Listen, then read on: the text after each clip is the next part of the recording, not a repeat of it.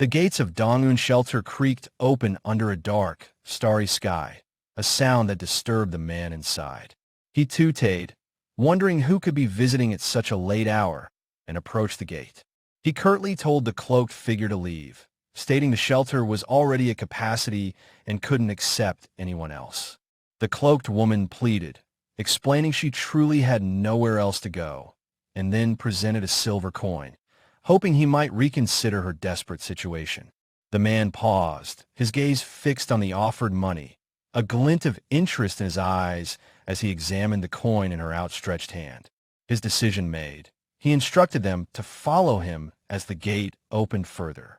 The small child beside the woman looked up as they stepped into the unknown darkness of the shelter grounds. They were led towards one of the shelter buildings, silhouetted against the full moon. Inside a Spartan room, the man informed them that due to the late hour, the shelter's rules and any responsibility fees would be explained the next morning. With that, he announced he would be leaving them for the night. The woman, Helen, bowed deeply and repeatedly, expressing her gratitude. Helen then gently guided the child towards a simple bed, suggesting he sit there. She softly touched his shoulder, acknowledging that things must have been incredibly tough for him, her words a small comfort to his visibly weary face. Helen seemed to suppress a moment of discomfort herself, then reassured the boy that if he got some sleep, the people he was waiting for would arrive soon, urging him to rest for the night. The child, trusting her words, quietly agreed. Later, as the child slept under the pale moonlight filtering through the window, Helen sat watching over him, her body racked by coughs. She gasped for breath, looking down at her hand, now stained crimson with blood. With failing strength, she whispered a heartfelt plea for the child to find happiness in his life, before slumping forward, her life ebbing away. The child stirred and slowly blinked his eyes open, calling out softly to Helen, asking if she was asleep as he gently tried to rouse her. A sudden jolt of unease passed through him, and as he touched her, he saw the horrifying sight of blood on his own hand. His voice, filled with terror and disbelief, shattered the quiet room as he screamed her name. The aftermath of the night's tragedy soon reached the shelter's manager, who appeared in the doorway with another woman, clicking his tongue in annoyance. He complained about his misfortune, questioning why Helen had to die there and cause such trouble, while the woman beside him wondered aloud what should be done with the orphaned child. The manager decided that since the boy's hair color was similar to Pauline's, they could be presented as a pitiful mother and son to elicit sympathy, just as Pauline herself walked in. He promptly instructed Pauline to take the boy with her to work from that day onwards. The child, still in shock, numbly agreed from his seat on the bed. The manager and the woman then departed, the manager muttering that the shelter wasn't a charity and that this new pairing should at least bring in some money. His heart, it seemed, was less a heart and more a well-oiled cash register. Dongun's shelter, on its public facade, was presented as a noble royal charity organization, a place that ostensibly cared for the destitute and received government subsidies for its work. However, the grim reality was far darker. It exploited children under the guise of responsibility fees to generate profit, making it a truly vicious establishment. Pauline's gaze fell upon the small, forlorn child, and she approached him. She offered a quiet hello, then introduced herself as Pauline, informing him that from now on, he would be staying with her. The child looked at her while Pauline observed him with a somber understanding. She sat down beside him, taking his small hand gently, admitting she didn't know his past struggles, but one thing was undeniably certain. With a firm yet compassionate tone, Pauline told him that, above all else, he had to survive, no matter what challenges lay ahead. Pauline gently told the child that if he endured, happiness would eventually find its way to him. She then extended her hand, signaling it was time for them to depart. The boy, Rowan, placed his small hand in hers, quietly agreeing to go. From that day forward, Rowan began a life of begging, often nestled in Pauline's embrace, their fabricated mother-son bond serving solely for this purpose. Despite the pretense, Pauline, whom he came to call Mother Pauline, always treated him with kindness and care. She became his shield, protecting him from the cruelty of other sheltered children and the menace of aggressive vagrants. With Mother Pauline consistently by his side, Rowan never felt the sting of loneliness. 5 years passed, finding Pauline seated alone on a park bench as the sun began to set. A cheerful voice called out her name, Mother Pauline. It was Rowan, now an 8-year-old boy, waving enthusiastically as he approached with a bucket in hand. Pauline acknowledged his hard work and invited him to sit, to which Rowan responded that she too had worked hard. He then mentioned he had heard a rumor that morning. Mother Pauline would be leaving soon. Pauline confirmed this, explaining she had found a position as a maid in a noble's mansion. Rowan expressed his relief, confident that someone like Mother Pauline would succeed anywhere. Playfully, Pauline ruffled his hair, telling him to focus on himself instead of worrying about her, which made Rowan laugh as his hair got messed up. A gentle smile touched Pauline's lips as she thanked him for the past 5 years. Rowan's thoughts drifted back, recalling how Pauline had been his constant support when Helen passed, leaving him feeling utterly lost when other children bullied him, and even when vagrants tried to intimidate him. She was always there, protecting him. Tears welled in his eyes as he acknowledged that he should be happy for Mother Pauline, who was moving on to a better life. Yet, the pain of another departure was overwhelming. His mother, father, Helen, and now even Mother Pauline. Everyone he cared for seemed to leave him. Seeing his distress, Pauline firmly cupped his face, compelling him to look at her. She reassured him that just because someone wasn't physically present didn't mean he was alone. A person, she explained, is only truly alone when their heart becomes empty. She advised him to cherish the memories of those who had left, to look within himself, and he would see how deeply he was loved and cherished by them. Whenever loneliness crept in, she instructed he should close his eyes, feel his heart, and remember that she would always be with him in spirit. Later, standing alone, Rowan reflected on Pauline's departure. The one who had always been with him was now gone. He recalled her words, her advice to look into his heart whenever he felt the ache of solitude. She had told him to open the eyes of his heart, to feel the presence of those precious to him. As he focused inward, a radiant blue light began to emanate from within him, and he felt a strange new awareness, the awakening of his heart's eyes. His physical eyes widened, now glowing with the same ethereal blue light, and he realized, astounded, that even with his eyes closed, he could perceive the world around him. It was a breathtaking sensation. He could feel everything with a newfound clarity. In that mystical perception, he felt the presence of his mother, his father, Helen, and Mother Pauline, all of them there with him. A profound understanding washed over him. He truly wasn't alone. Tears streamed down his face as he whispered his thanks to Mother Pauline, vowing that he would never forget her for the rest of his life. A new day at the shelter began with the familiar, rousing call for everyone to prepare for work. It had now been a full year since Mother Pauline departed. Rowan often found himself wondering how she was faring, as no word had come from her since that day. He supposed she might still be adjusting to her new life and responsibilities. He now toiled alone alongside the other children, having been assigned by the shelter's director to District 1, the most profitable area for begging, a placement that afforded him marginally better treatment due to the substantial income he generated. One morning, Blake, an older boy and a familiar figure, greeted Rowan with an encouraging pat on the head, wishing him a successful day. Blake served as the supervisor for District 1 and had developed a protective fondness for Rowan after hearing about his past, often reassuring Rowan that he needn't worry about troublemakers as long as he was around. It was also Blake who had inadvertently helped Rowan understand that the shimmering clusters of light he constantly perceived were, in fact, mana. Rowan, looking up with a gentle smile, expressed his reliance on Blake for the day ahead. He had observed the condensed light that often enveloped Blake, later discovering Blake was a swordsman capable of manipulating mana, though Rowan noted, with his unique sight, that Blake's mana possessed a strangely murky, almost clouded glow. This mana, Rowan had come to understand, was an elemental energy the very essence that constituted everything in their world. People unknowingly inhaled and exhaled it with every breath, subtly interacting with the cosmic flow of this energy. Even as he sat begging, Rowan could perceive this beautiful, vibrant energy swirling around him and others. Blake, along with a few others of the shelter, could actively use mana through specialized training known as mana cultivation. Blake had warned Rowan against becoming too interested, citing the dangers of incorrect usage, completely unaware that Rowan could already perceive it with astonishing clarity.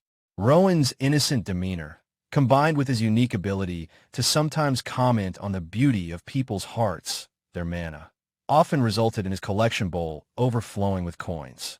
When he thanked donors, occasionally remarking, "Teacher, your heart is very beautiful too," it usually elicited surprised and charmed reactions from the givers. He diligently practiced observing both the physical forms of people and their accompanying mana signatures simultaneously, a skill he was gradually mastering. To him, the world was a mesmerizing kaleidoscope of individuals, each outlined by their unique, colored mana auras, a second layer of existence overlaid upon the physical. While this dual perception had initially been challenging to process, he felt he was finally getting somewhat accustomed to it. Occasionally, however, the intense overlap of physical forms and their vibrant mana could induce a disorienting dizziness, and it was in such a moment that Blake's voice called out to him. Blake approached, crouching beside Rowan, and expressed his surprise at the impressive amount of money Rowan had already collected in such a short time. Rowan, with a bright smile that could melt glaciers, or at least open wallets, attributed his success simply to the kindness of the people he encountered. Blake, his expression turning serious, cautioned Rowan to be more careful, reminding him that many people in the world couldn't stand to see others doing well, a sentiment Rowan quietly acknowledged he understood. He sternly instructed Rowan to report any suspicious individuals or anything out of the ordinary immediately. Rowan readily agreed, though as Blake waved goodbye and walked away, an unspoken thought made Rowan decide it was probably better not to mention what he'd been seeing. The truth was, he had observed something rather strange over the past couple of days. Peculiar strangers moving amongst the crowds, individuals whose mana signatures were unusually dense and strikingly bright. Two figures in particular caught his attention with their intensely vibrant, almost glowing mana auras. These individuals would watch him from within the throng of people, then suddenly disappear, leaping over buildings with an agility that startled Rowan each time he witnessed it.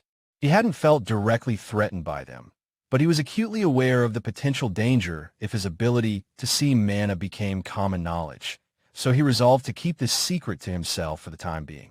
Another coin clinked into his container, and Rowan politely thanked the donor, wishing them a good day. He glanced down at his scrap metal container, noticing it was almost full, and made a mental note to request a new one when he returned to the base camp. As he began to walk, the distinct sound of footsteps echoed a little too close behind him. His heightened senses, honed by his unique perception, immediately picked up on their presence. Looking up, he spotted a figure on a nearby rooftop, and the distinct color of their mana was unmistakable. It was them, the mysterious, bright-aured strangers. A chilling realization dawned on him. They were actively following him. He quickened his pace, his mind racing, wondering about their purpose, as their pursuit was now far more blatant than their previous, subtle observations, especially as he found himself near a pile of discarded boxes, a potential dead end. His mana vision confirmed his fears. One was directly behind him, and another was flanking him from the side. His immediate, desperate goal became to reach the relative safety of the base camp, somehow. He broke into a sprint, the figures closing in. He desperately wished he could find Blake, his heart pounding with the hope that he could reach him in time. He darted through narrow alleyways, the sound of his own frantic footsteps echoing off the stone walls. But his pursuers, like shadows, easily kept pace. A wave of dread washed over him. At this rate, escape seemed impossible. Suddenly, a familiar, urgent voice sliced through the tense air, shouting his name. It was Blake, sprinting towards him with incredible speed, his feet pounding against the cobblestones before he skidded to a powerful halt nearby. Then, with an explosive burst of energy, Blake launched himself upwards. Relief flooded Rowan as he cried out, "Brother Blake!" In a swift, practice motion, Blake caught Rowan mid-air, his voice firm as he instructed, "Hold on tight." With Rowan securely in his arms, Blake bounded away, making a powerful leap from the ground to the rooftops. Glancing back at their pursuers, who were already gaining on them again, Blake grimly noted their speed and declared they were heading straight for the shelter. They soared across the urban canopy, Blake leaping from one building to another with breathtaking agility. Even in the midst of their escape, Blake, ever practical, reminded Rowan, "Be careful not to drop the money container, or you won't get to eat." "Got it, Rowan." Rowan, however, seemed dazed and unresponsive, his eyes wide, prompting Blake to look down with concern, wondering what was wrong with the boy. Upon reaching the shelter, Blake gently set Rowan down, instructing him to go inside first. He quickly explained that there was a safety issue and all the other children were being recalled as well, advising Rowan to simply rest for now and asking if he understood. When Rowan remained silent, still looking somewhat stunned, Blake gently flicked his forehead, trying to get his attention. "Hey, Rowan, aren't you paying attention?" Seeing the lingering fear in Rowan's eyes, Blake softened his tone, reassuring him. "This kid has been scared stiff since earlier. They won't be able to come here, so pull yourself together and go inside." Rowan finally nodded, managing a small, "Yes, yes. Take care," as Blake prepared to deal with the situation. Rowan stood alone before the shelter door, the whirlwind of the chase replaying vividly in his mind. His lips parted slightly as a profound realization began to dawn. He covered his mouth, a sense of awe and wonder washing over him as he processed the incredible display he had just witnessed up close. He had seen it with perfect clarity, the intricate, dynamic circulation of mana as Blake moved with such power and grace.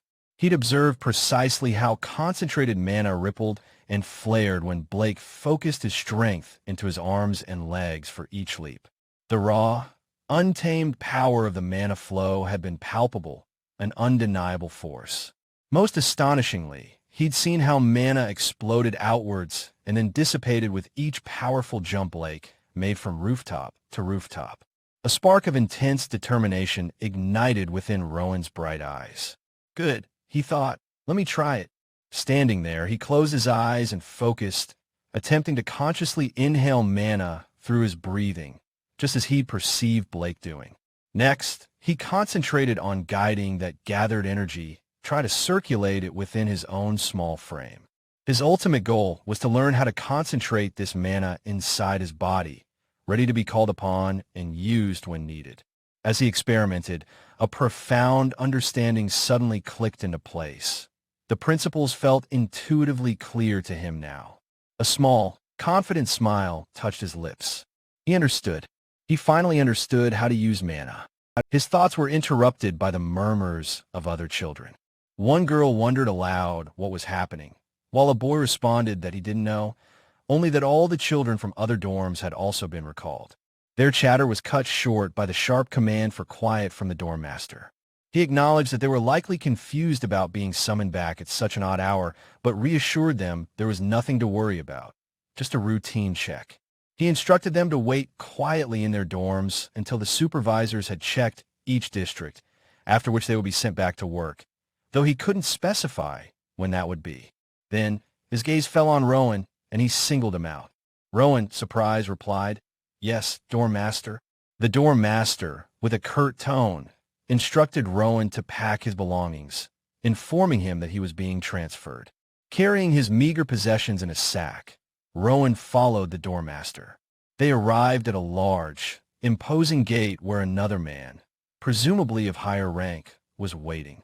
The dorm master told Rowan to wait for a moment while he and the other man stepped aside to confer, looking over some documents.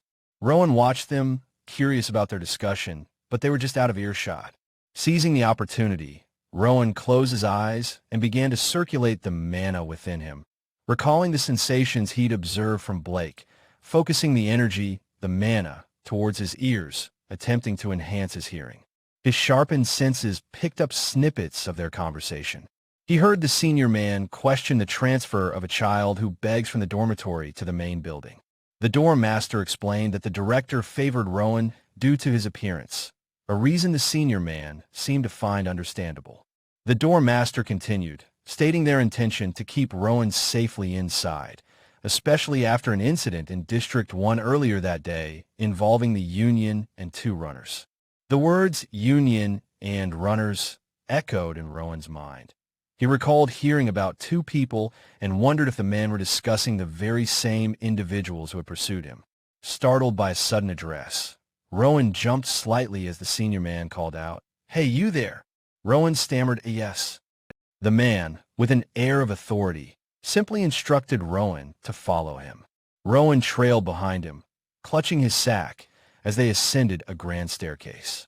The man paused before a large wooden door, knocking twice before calling out the name, Amy, and pushing the door open. Inside, a woman with short, dark hair looked up from a large desk as the man gestured for Rowan to enter. The man instructed Rowan to say hello, then informed him that from that day forward, this woman would be managing him. The woman, Amy, was introduced formally. The senior man then introduced Rowan as being from the dormitory wing, adding that Rowan still didn't know how to read, a detail Amy should keep in mind. With that, the senior man took his leave, and Rowan found himself alone with Amy, sweating slightly under her appraising gaze. Amy inquired about his age, and Rowan replied that he would be 10 soon. She then confirmed if it was true he couldn't read. Rowan admitted, somewhat sheepishly, that he had never learned. Amy commented that it was to be expected from a child from the dormitory wing. She then informed him that she would begin teaching him to read the following day, and he should address her as teacher, though in private. He could call her big sister. She remarked, with a hint of surprise, that for someone from the dormitory wing, he had a surprisingly cultured face, to which Rowan, slightly confused, simply replied, yes. Rowan then hesitantly asked why he was being taught to read. Amy reacted with some exasperation, questioning if he truly didn't even know about reading sessions, and muttered that she should teach him a little before sending him anywhere.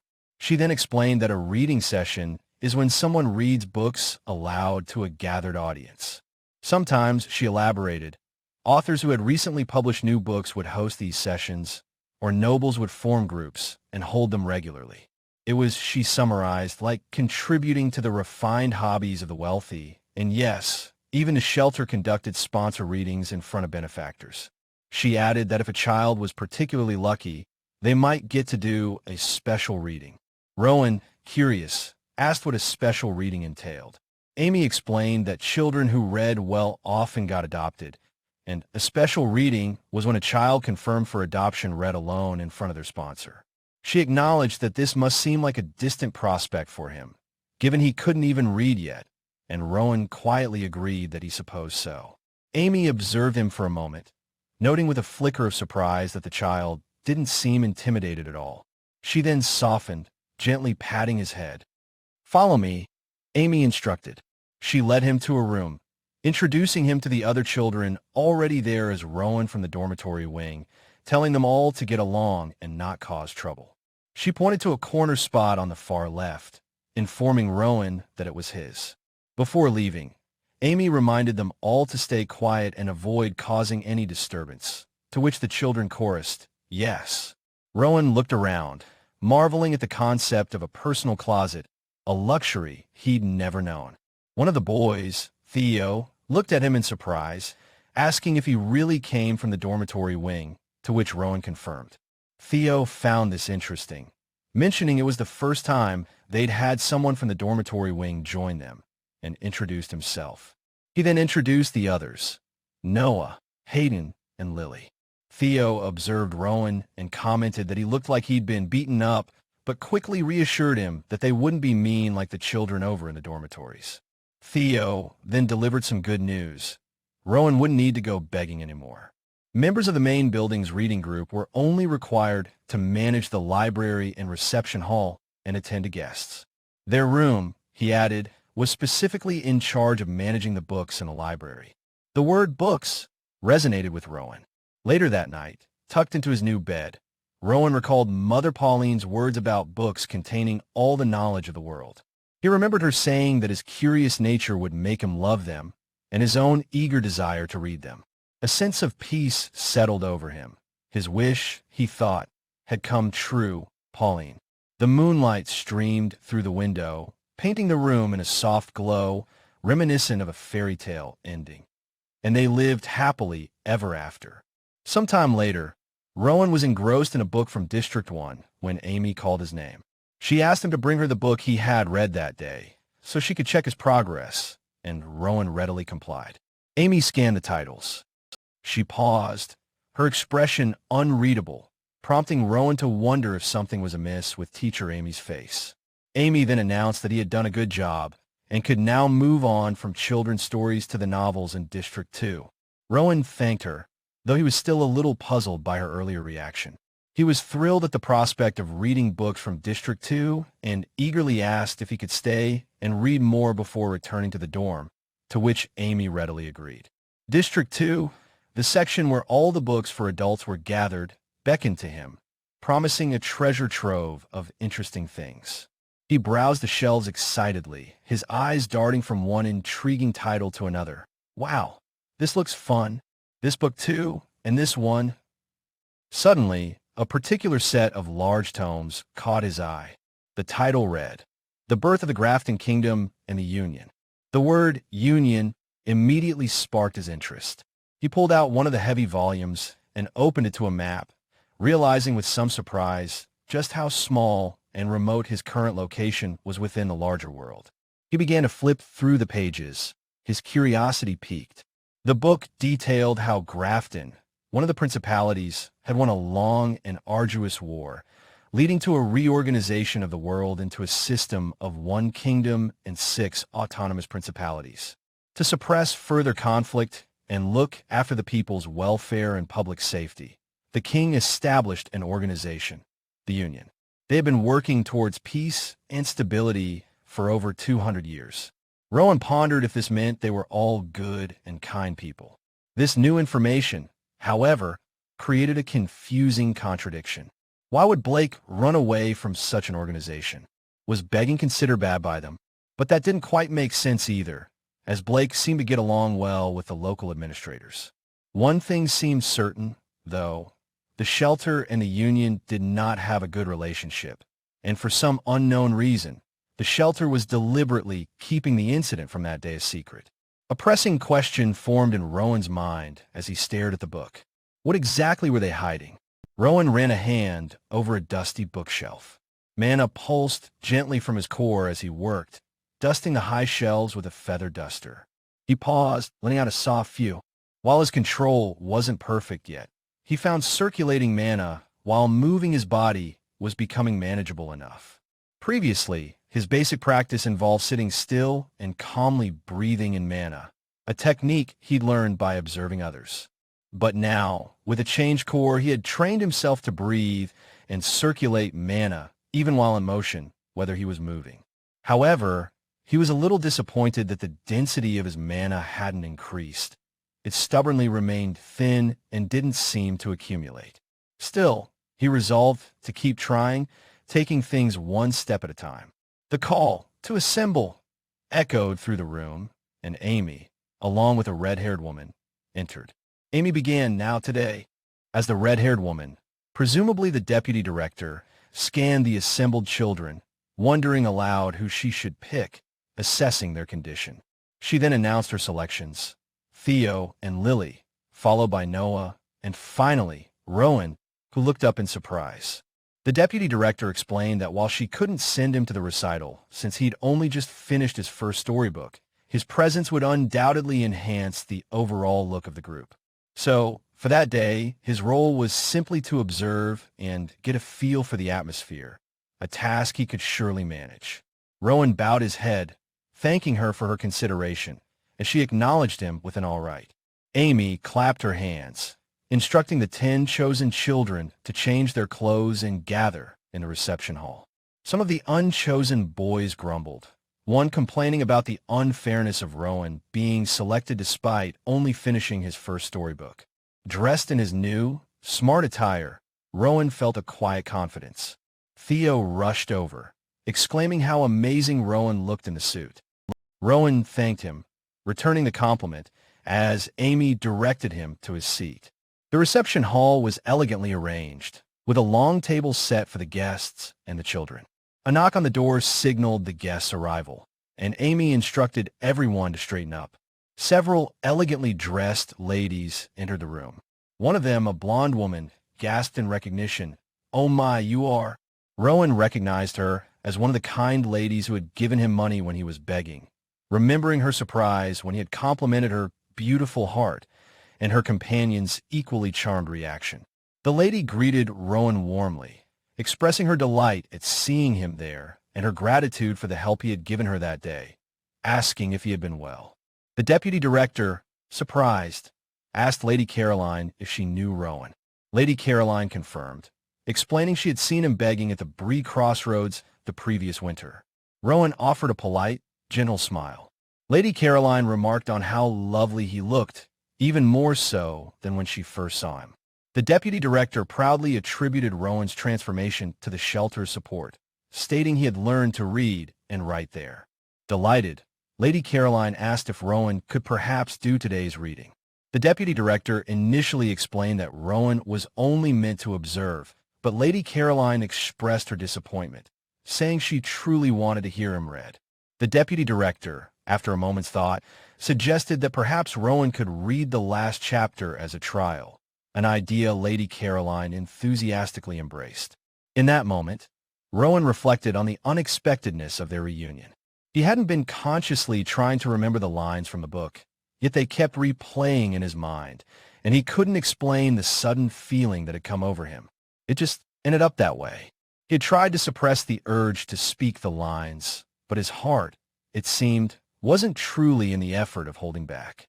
So, he decided to just say it, and with a charming smile, he looked directly at Lady Caroline and declared, "I like you." The ladies in the audience collectively sighed in adoration. Rowan then began to read, his voice carrying the manna as he recited. At Duke Rudger's calm confession, Barry was at a loss for what to do. It was hard even to avoid his gaze, so she tried to look away. But as he read, he realized everything was wrong. His enhanced senses, amplified by the manna, were picking up every minute detail. The faint breaths escaping like sighs, the sound of tears tracing paths down skin, the subtle bite of a lower lip, even the distinct, individual heartbeats of everyone in the room. He paused, the murmurs of the story's words still on his lips.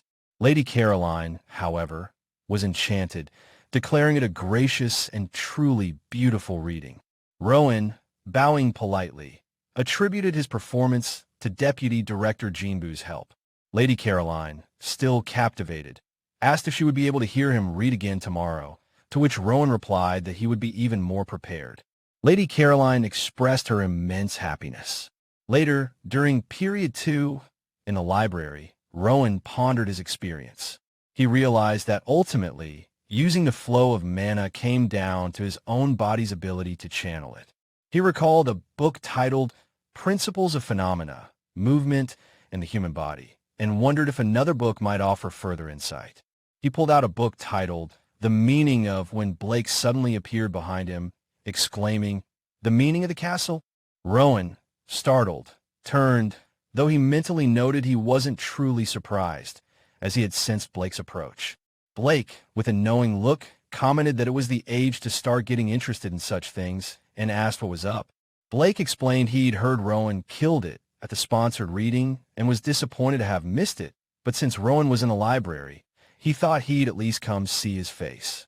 Rowan asked if Blake had been on duty, to which Blake admitted he'd just been a bit busy lately. Sensing a shift in Blake's demeanor, Rowan asked if something was wrong.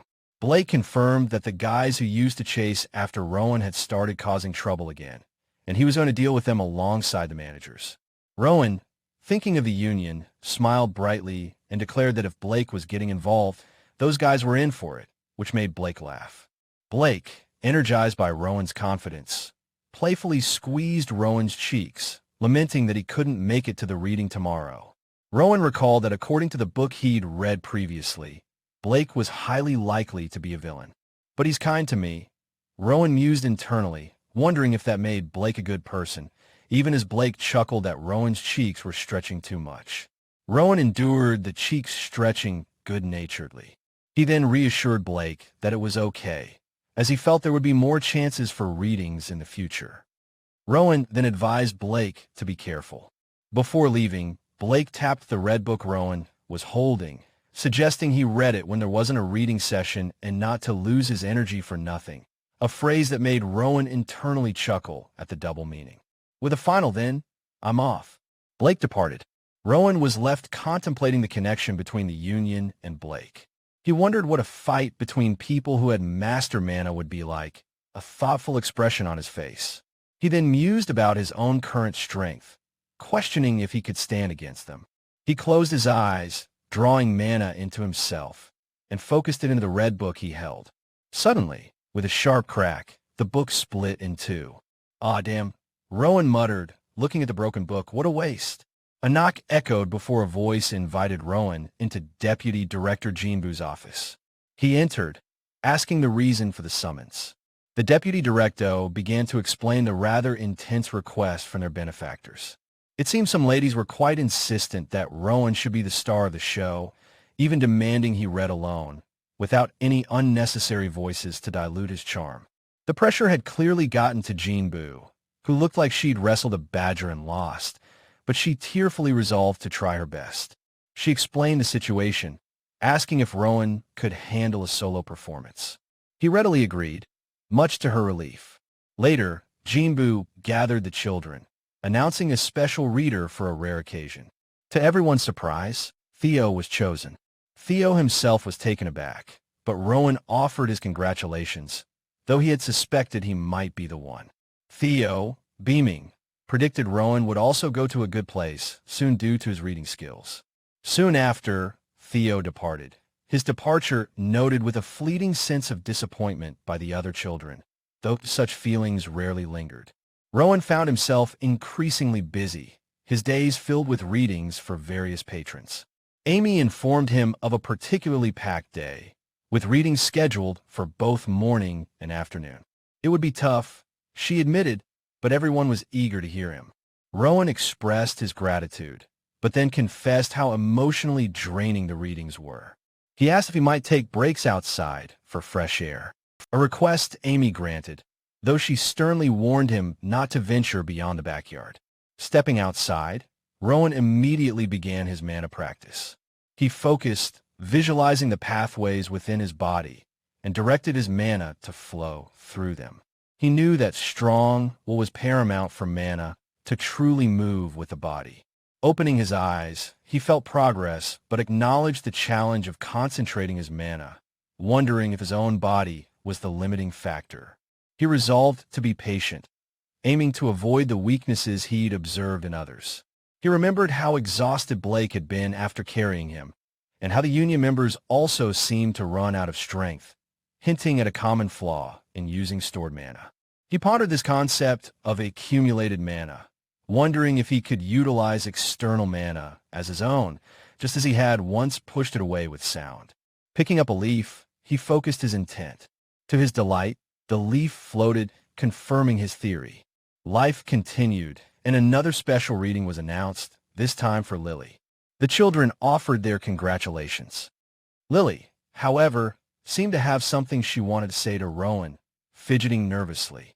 She began to stammer something about liking him, but Rowan was momentarily distracted by other children whispering about how the director wouldn't let Rowan go, calling him the goose that laid golden eggs. Lily looked on with concern. When Rowan refocused and asked her to repeat herself, a flustered Lily quickly dismissed it as nothing and was whisked away by her friends. The girls teased Lily about her red face as Rowan mused on the prospect of leaving for a good family, imagining new books and a wider world, perhaps even clues about mana accumulation. The next day, in the backyard, Rowan practiced manipulating pencils with his mana, finding it easy now. Suddenly, a sound caught his attention. He spotted a figure on the wall. It was Ager, the dormitory supervisor who had brought him to the main building. Ager then collapsed, coughing, his mana signature dimming noticeably. Rowan rushed over. Ager looked up, surprised to see him. Another man appeared, helping Ager and cursing the Union bastards. The name, Union, struck Rowan. The newcomer curtly told Rowan to pretend he hadn't seen anything and go back inside, an instruction Rowan quietly obeyed, a sense of unease settling over him. Not long after, Amy announced that the afternoon sponsored reading was abruptly canceled and all sponsors had been sent away. The children were to return to their dormitories immediately. Amidst the confused murmurs of the other children, who noted such a thing had never happened before, Amy approached Rowan. She placed her hands on his shoulders, telling him to get ready. He, it turned out, would have a special reading. Rowan adjusted the unfamiliar tie, his mind replaying Amy's words. She had instructed him to get ready for a special reading, her expression far more solemn than usual. The recent events, the injured supervisor, the talk of the union, the sudden cancellation of the sponsored reading, all swirled in his thoughts. He wasn't sure what was happening, but a sense of unease was growing. Amy turned, her demeanor still grave. Dressed in a pristine white suit he hadn't seen before, Rowan called out to teacher Amy, asking if they were going directly to meet a sponsor. Amy seemed momentarily flustered by his directness, then simply instructed him to follow her. As they walked, Rowan inquired if Lady Caroline had requested an adoption, and if not, who the sponsor was. Amy cryptically replied it was someone else, then fell silent, offering no further explanation. She led him away from the main building, down an unfamiliar path through the woods, until they arrived at a foreboding structure labeled Shelter Annex. A wave of dark, murky mana washed over Rowan, emanating from the building itself. A man, presumably the director, welcomed Rowan with a strained smile, urging them to enter quickly as they were in a hurry. Rowan noticed Amy's tense expression as the heavy door creaked shut behind them, plunging them into near darkness. He'd thought it odd the building had no windows, but the interior was even more oppressive than he'd imagined. He overheard hushed, urgent voices, the deputy director and the director, discussing the need to salvage what they could before withdrawing, mentioning a spell condition and the urgency of escaping. The director then instructed Rowan to sit in a designated chair and read, explaining that the spell demanded it. Rowan wondered if they were fleeing the Union and what this mysterious spell truly entailed. A single, ornate book rested on the chair. He sat, the book heavy in his lap, his senses on high alert. His gaze swept the dim room, drawn to a circular pit in the floor from which a strange, purple energy pulsed. He sensed something powerful within it. It was mana, a concentration larger than any he had ever encountered. The director's voice cut through his thoughts, telling him to begin. Rowan started reading, his voice filling the unsettling silence. As the words flowed, he felt the immense mana from the pit, but also an invisible, even more massive presence awakening, something not quite right about it all. This unseen entity seemed to absorb the story, and through it, Rowan felt a torrent of inexplicable emotions: joy, affection, profound regret, loneliness, anger, relief, sadness, and grief all mixed into an overwhelming storm. He realized with a chilling certainty that colossal mass of mana was listening intently to his special reading. Then he felt his own mana being siphoned away, drawn into the pit. No, he thought, I can't let it take everything. This was bad. This is messed up bad, especially if Pauline was somehow connected. He had to resist. He resolved to endure. If the shelter was indeed being pursued, the Union would come, and he needed his strength. He focused, deciding to try and absorb the ambient mana floating around him, to control its flow and counteract the drain. Energy surged towards him, swirling around him in a visible torrent. He'd done it. He had gained control over the mana flow. Now he just needed to buy time, continuing to read. He sensed no new mana signatures approaching, deducing the Union hadn't reached the building yet. He had to extend the reading, keep the ritual going for as long as possible. From the shadows, the deputy director whispered to the director, questioning if Rowan wasn't reading for too long, wondering if the book was truly that extensive. The director muttered back, an edge of anxiety in his voice, that the fruit should have ripened by now. This wouldn't do, the director decided, announcing he needed to check. The deputy director scurried after him. Rowan, with his enhanced senses, felt them move. Had he bought enough time? Suddenly, a new awareness pricked him. They were here. The director was fumbling with a statue near the wall, which seemed to activate something before he cursed these idiots and darted away. Rowan stood, noticing the director and deputy director had descended into the basement. What could possibly be down there? A sickening thud echoed, and Ager, the supervisor, was violently struck down. The director reappeared, confronting a struggling Ager, who was now with the deputy director, accusing him of treachery and attempting to flee due to guilt. The director and deputy director then scrambled down a spiral staircase, tendrils of dark energy lashing out behind them, as if in pursuit. Rowan watched a sliver of that dark energy, then cautiously followed. In the candlelit gloom of the basement, a horrific sight met his eyes. A grotesque, tree-like sculpture made of countless contorted human figures, their faces frozen in silent screams. At its heart, a figure was impaled by a sword. Rowan's breath hitched, a devastating recognition dawning. "Mother Pauline," he whispered, his world tilting. "You rat bastard," the director snarled from behind him. He grabbed Rowan, shouting at Ager, demanding to know what he had done. Just then, Blake's voice cut through the chaos, confronting the director, accusing him of killing all the other directors. The director flippantly dismissed it, saying they were merely playing around. Blake, holding a shriveled, unnatural-looking fruit, explained he'd followed the directors when they vanished and found the grotesque tree, and questioned the state of the fruit. The director, cornered, admitted he brought Rowan to make more fruit before their pursuers arrived, blaming the current state on whatever they did.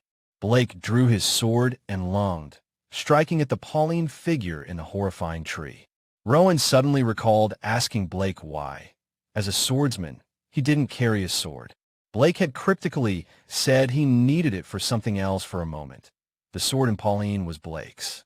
Red, claw-like energy flared around Blake's hand. The director seized Rowan, yanking him forward, covering his eyes. There was a blur of motion, a sickening impact, and Blake cried out in shock and pain. Blood splattered across Blake's stunned face. In that instant, an unimaginable torrent of chaotic, raw mana erupted from Rowan, engulfing everything.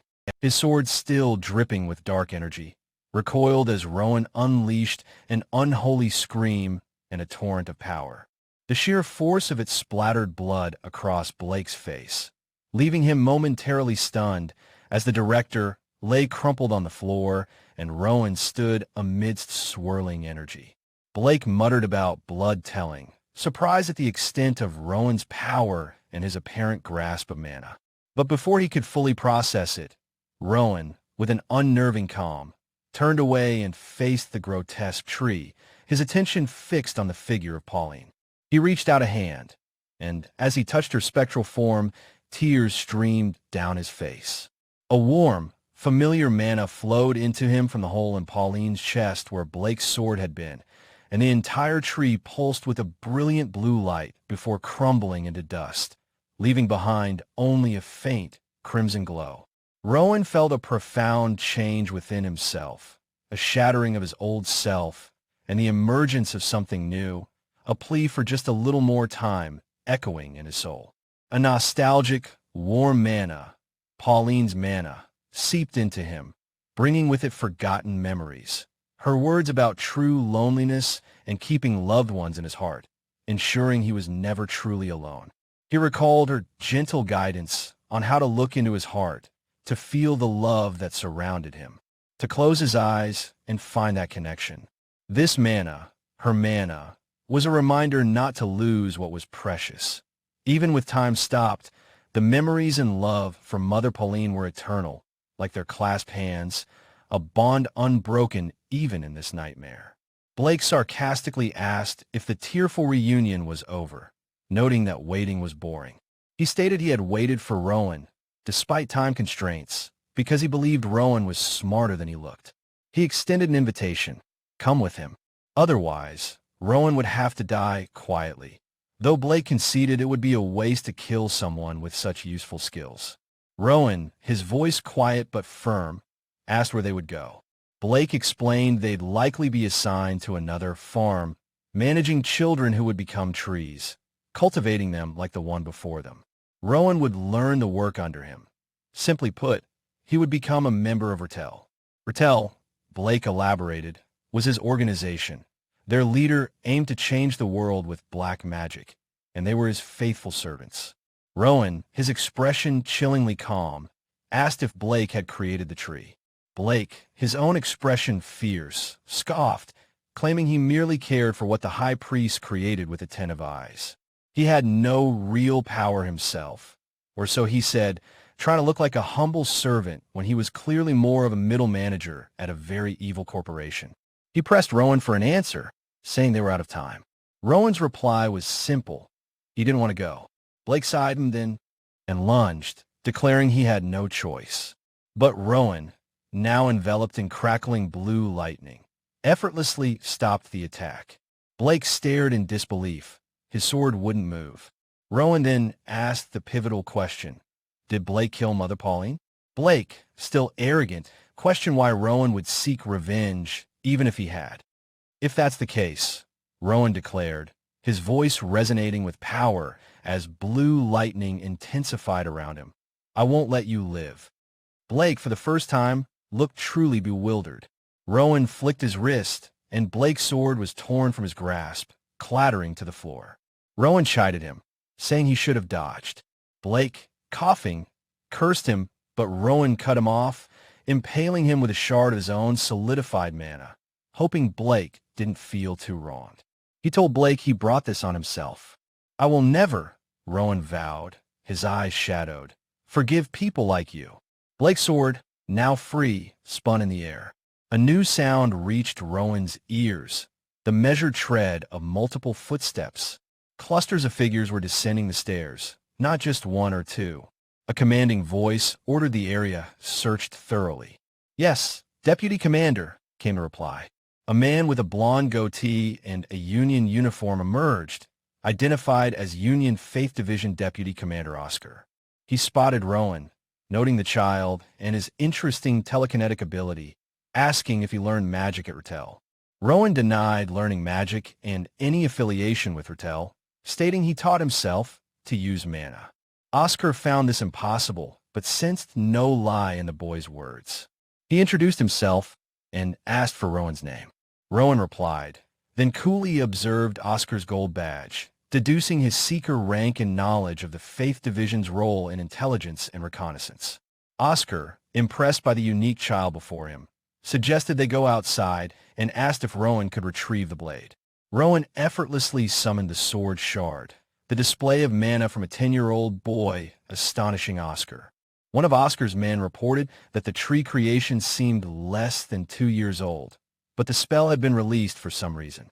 Oscar mused that if a high priest had done it, there should be a trace, wondering if Shaun's Reist, perhaps another faction or individual, had been there first. He noted the strange state of the fruit and declared they needed to find out what happened. Rowan, looking at the remains of the tree, apologized to Theo for not playing with him more, and to Lily, wishing he'd been kinder before she left. Oscar asked if Rowan had seen many such trees. Rowan confirmed he had and stated he knew they'd be going to other farms in the future. Oscar, surprised Rowan wasn't drowning in sorrow, remarked on the boy's emotionless voice, explaining the Union's mission was to root out Recap's farms. Rowan, a strong determination visible in his eyes, asked if Oscar could take him along. Oscar observed that Rowan wasn't unaffected by shock, just not the type to show emotions outwardly. Investigation came first, Oscar stated, They would decide what to do with Rowan after that and told him to follow. As they walked, Rowan passed the body of Deputy Director Jinbu. Oscar paused, picking up a metallic insignia from her clothes before ordering his men to move out. Outside the grim shelter annex, a Union soldier reported to Deputy Commander Oscar that there were no casualties on the Faith side. The grim tally included 13 confirmed dead from Ratel, 3 from the shelter, and an estimated 2 escapees. It appeared high-ranking priests from Ratel had only intervened during the ritual's initial formation, and the cause of its ultimate collapse remained unknown. The 4th Stability Unit had been requested for a detailed analysis. Oscar acknowledged the report with a curt "good work." He then turned to Rowan, asking where in this desolate place he felt most at ease.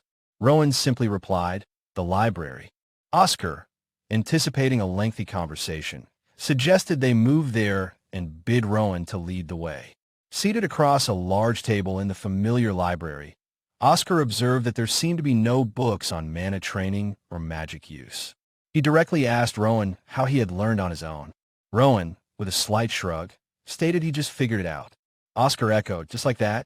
Rowan affirmed, adding with a touch of innocent confidence, "Yes. I'm very smart, you know." Oscar, looking thoughtful, admitted he could tell Rowan wasn't lying and truly was smart. He then invited Rowan to tell him everything that had happened up until now. Rowan paused for a moment, then began his account, starting with the reason he first came to the shelter, his voice calm as he recounted the events, the details of which filled the quiet library space, occasionally glancing towards the large window. He concluded by saying he believed Mother Pauline had given him this power. Oscar listened intently, remarking that there were still many things he didn't understand. A child with no formal training had easily killed Ager and Blake, a skilled individual whose prowess even Oscar knew of, and had also seemingly dismantled a ritual set up by Ratel's high priests. Even now, Rowan used telekinesis without incantations or rituals and didn't look tired at all. Such talent couldn't possibly go unnoticed. Rowan then asked if he might pose a question, and Oscar readily agreed.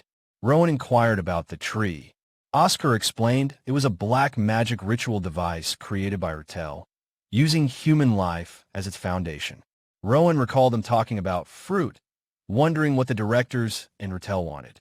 Oscar confirmed the fruit was a crystallization formed by absorbing mana, extremely valuable as condensed life force. He then produced the shriveled fruit Blake had held, stating it was something he'd started making but hadn't finished. Rowan asked if they ate it. Oscar affirmed, explaining that when eaten, it instantly boosted mana accumulation, thus fetching high prices on the black market. Rowan then asked about the purpose of the reading sessions. Oscar explained that some magical rituals had conditions. They viewed the readings as a process that stabilized the tree and improved the fruit's quality. Rowan reflected that, looking back, the tree hadn't seemed much different from the people listening to the reading. It was as if it was completely absorbed in listening. It must have stabilized, he mused, because before becoming the tree, they were people with hearts. Oscar acknowledged it as a good point, one they were also considering. Rowan asked if he could continue with his questions, and Oscar again permitted it. He then asked what telekinesis was. Oscar described it as a type of magic, like how Rowan was levitating the sword shard, moving objects with mana. Rowan, playing with the shard, acknowledged that this too fell under magic, admitting he still didn't know much about it. Oscar noted his telekinesis was about Class 1 level, though unorthodox.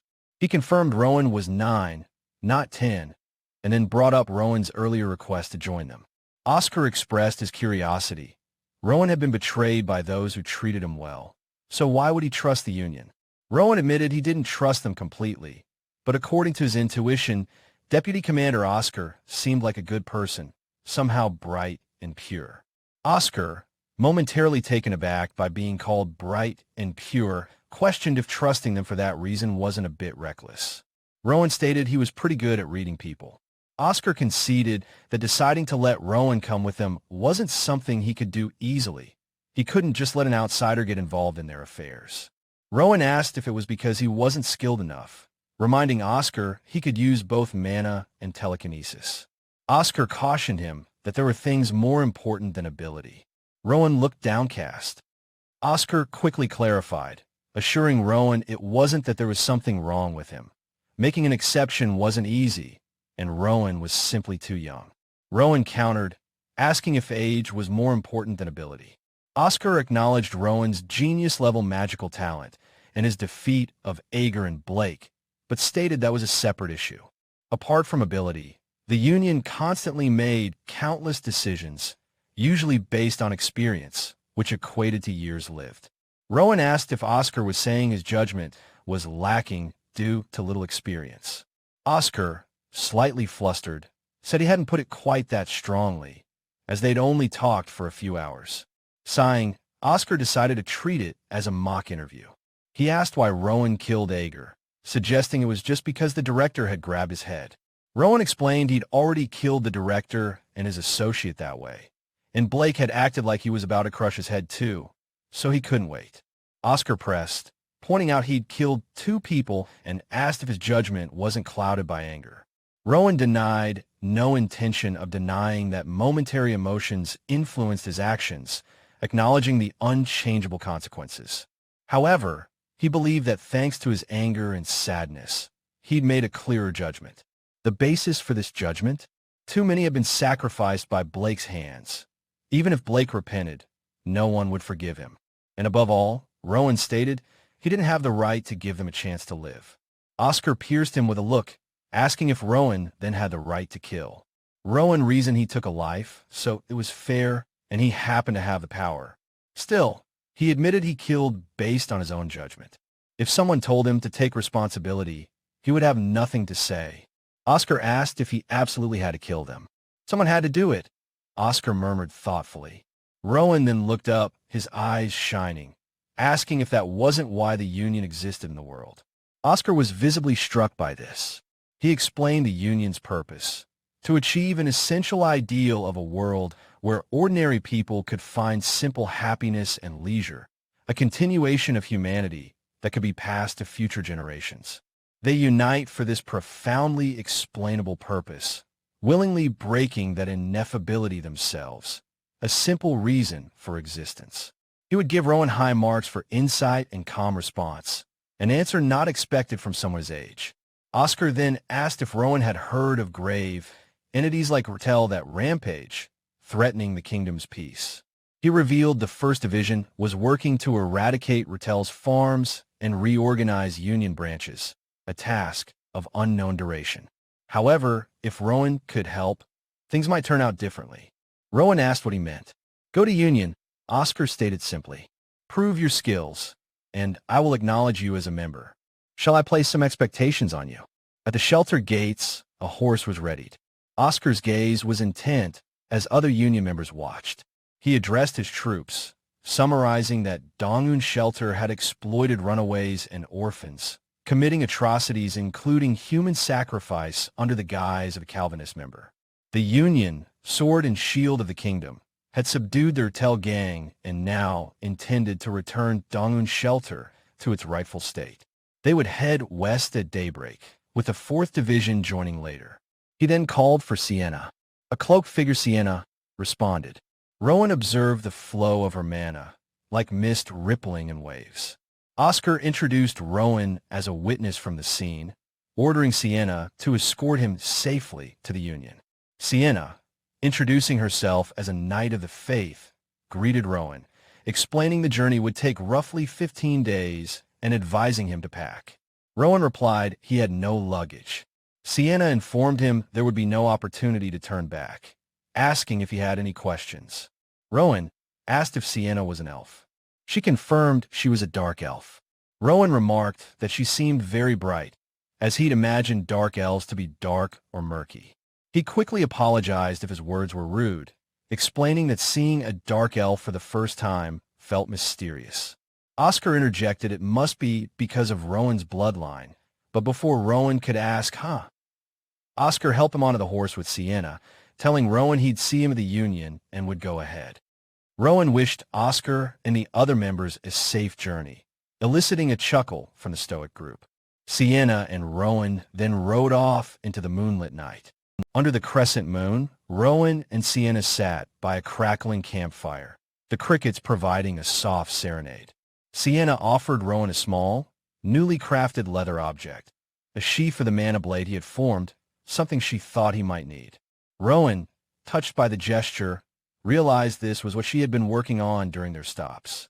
He thanked Runner Sienna, a title she found a bit strange.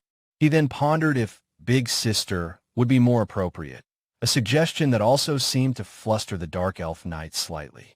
Grinning, he then had an idea. Since he would soon be joining the Union, perhaps Senior would be fitting. Sienna, after a moment of silent consideration, simply replied, "Do as you wish," a hint of amusement in her voice. As they sat, Rowan practiced with his mana blade. Sienna observed him intently, remarking that his ability was very special.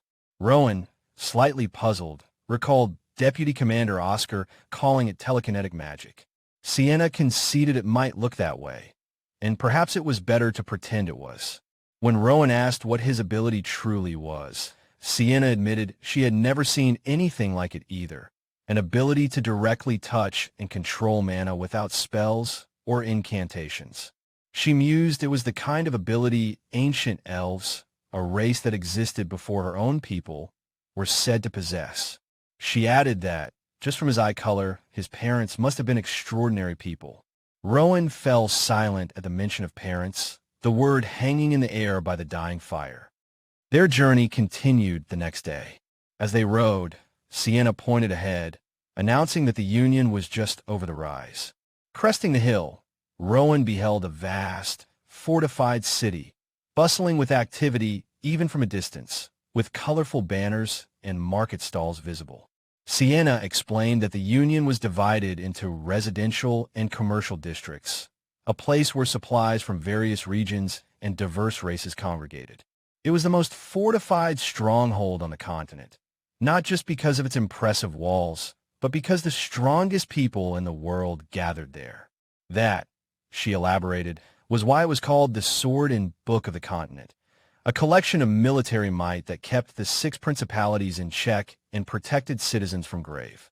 Rowan absorbed this, beginning to understand the scale of the organization he was about to join. "We've arrived," Sienna announced as they reached a grand building. This, she informed him, was where he would be living from now on. The large wooden doors opened, revealing a sunlit courtyard. A man with intricate tattoos covering his arm greeted them, thanking Sienna for her hard work. He then introduced himself to Rowan with a warm smile as Director Lazaros of the Union Administration Bureau. Lazaros confirmed Rowan's identity and invited him for a little chat. They sat in a dazzlingly bright, opulent room. Rowan remarked on the brightness, a stark contrast to the gloom he had become accustomed to.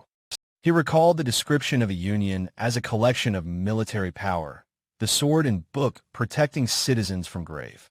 Lazaros, Rowan sensed, was the brightest and most intense person he had met so far, his power immense. Lazaros, with a polite gesture, asked Rowan to extend his hand. As their hands clasped, Rowan's eyes widened in shock. He felt the intricate flow of mana from Lazaros's tattooed arm, a precise and powerful manipulation completely different from anything he had experienced. He realized he only knew a tiny fraction of what there was to know about mana. Odd that so many people could handle it so skillfully. Lazaros then inquired if the brooch Rowan held was extorted from the deputy director of the shelter, as the report suggested. Rowan clarified it wasn't extorted. It originally belonged to his grandmother. Lazaros, understanding Rowan had reclaimed his own property, asked if he might see it. Rowan hesitated for a moment, then held it out. "Huh?" Rowan uttered, surprised as he felt an invisible connection, as if their mana was linked and wouldn't let go. Lazaros's mana manipulation was extremely precise, each movement carrying strong power. Rowan focused, trying to overcome the gravitational and magical compression forces simultaneously, and with a mental like this, he managed to subtly counteract Lazaros's hold. Lazaros chuckled, oh. He admitted he had been wondering what kind of ability allowed telekinesis without spells or incantations, declaring Rowan's skill truly remarkable and impressive. Rowan confessed he had been careless, trying to imitate Lazaros's mana manipulation out of curiosity, surprised the director had seen right through him, though he still felt Lazaros was a good person. Lazaros, holding the reclaimed brooch, which featured a distinct, star-like design, studied it thoughtfully. Rowan sensed the director's mana waver slightly. Lazaros commented that Rowan had a good eye, as it was a very beautiful brooch. Rowan then asked if Director Lazaros was the strongest person in the Union. Lazaros laughed, denying it, claiming he was just an old raccoon helping the Union members. Rowan, taking him literally for a moment, said he didn't look like a raccoon, as raccoons were more fluffy. Lazaros explained that the real powerhouses were the division leaders, masters of overwhelming ability, and then there was the governor, who made even them seem like a baby in comparison. He asked if that answered Rowan's question. Rowan, satisfied, asked if he could visit again with more questions, to which Lazaros agreed, requesting an appointment due to his busy schedule. Rowan thought Lazaros was a good, kind, and strong person. He liked him and thanked him. Later, Sienna led Rowan to another impressive gate, informing him this was the Union School where he'd be staying, a place for members' children when their families were on missions. Rowan would receive basic education and training alongside other potential recruits for 5 years. Since the Union comprised various arts from different countries and races, the school didn't teach specific divisions or techniques, just theory and the basics of swordsmanship and magic. Rowan let out an impressed wow, a genuine smile spreading across his face at the thought of school. Sienna watched him with a small, knowing smile as they stood before the Grand Academy building. The grand edifice of the Union School greeted Rowan. Inside, Rowan, now clad in a smart new uniform, received a compliment from a woman who thought it suited him well. He thanked her, then politely inquired if she was a teacher. Chuckling, the woman introduced herself as Daphne, the head of academic affairs, and also a language teacher. Daphne presented Rowan with a first-year schedule, explaining he could choose electives beyond the required courses. The list, featuring subjects like understanding mana, basic swordsmanship, and even herbology, sparked Rowan's curiosity. He found every option appealing and eagerly marked his choices. Having made his selections, Rowan presented his list to Daphne. She reviewed it with a surprised expression, cautioning that such a packed schedule would be incredibly difficult, and failing to keep up would be problematic. Daphne further elaborated that with homework and exams, maintaining such a pace would be challenging, as studying wasn't always straightforward. Rowan, with an innocent tilt of his head, seemed puzzled by this. He then asked why studying would be difficult, causing Daphne to internally remark on what an unusual child he was. She decided to inform the other teachers of his ambitious course load, and then guided him to his first class. As they entered a bustling hallway, it opened into a vast lecture hall already filled with students. Rowan took in the scene, his bright eyes scanning the room. He observed his new classmates, a sense of expectation dawning on him. He noted that, as he suspected, everyone around him possessed denser mana than he did, a fact that other students seemed to notice as well. This confirmed his earlier thought that the problem indeed lay with his own body. Daphne then stood before the class, introducing Rowan as a student who had enrolled a bit late. She prompted Rowan to introduce himself. Facing his peers, Rowan felt a familiar sensation reminiscent of his public readings at the shelter. He announced himself as Rowan from Dongwon Shelter, a statement that caused a stir among the students. With a gentle smile, he asked for their kind consideration. Daphne, momentarily lost in her own thoughts, quickly recovered and directed Rowan to an empty seat, which he acknowledged. As he walked to his desk, whispers followed him. He settled in.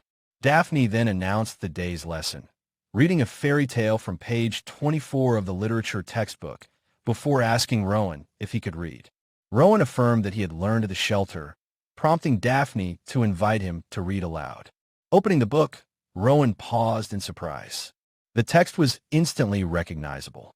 He recalled Teacher Amy from shelter and the peculiar titles of the book she had, such as The Golden Pig's Delicious Poop and specifically The Hairy Bride. This was indeed the very fairy tale Amy had last reviewed with him. As Rowan began to read about the girl who tried everything to remove the hair growing on her knees, the other students listened with varying degrees of intrigue and amusement.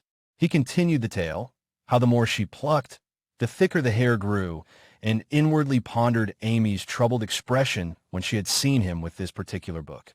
He briefly wondered if Amy had seen herself in the story's character, perhaps hiding something significant, much like Rattel, then dismissed the thought as a dark curse or mere speculation. Such thoughts were too much, he decided, and refocused on the story. He mused that without speaking to teacher Amy again, he would never truly understand her heart. Concluding the passage where the girl was no longer sad, Rowan reflected that understanding people seemed far more complex than studying. A girl listened, a thoughtful expression on her face. The moment Rowan finished, the classroom erupted in enthusiastic applause. Daphne, too, clapped, clearly impressed. She thought to herself that an amazing child had truly joined their ranks. After the class, several students eagerly approached Rowan. They praised his incredible reading, remarking how the sentences seemed to come alive and that they had never seen teacher Daphne offer such high praise. Rowan politely thanked them for their kind words. He looked a little taken aback by the attention. Among them, a girl with brown hair and determined green eyes observed him intently. She recognized him with certainty, recalling a vision of the child shown in the tree's vision amidst a scene of destruction. This girl, Sophie Pavel, introduced herself as the grade representative and class president, extending her hand. Rowan returned the gesture, exchanging pleasantries. Sophie then inquired about his elective choice for the next class. Rowan mentioned he had signed up for basic swordsmanship.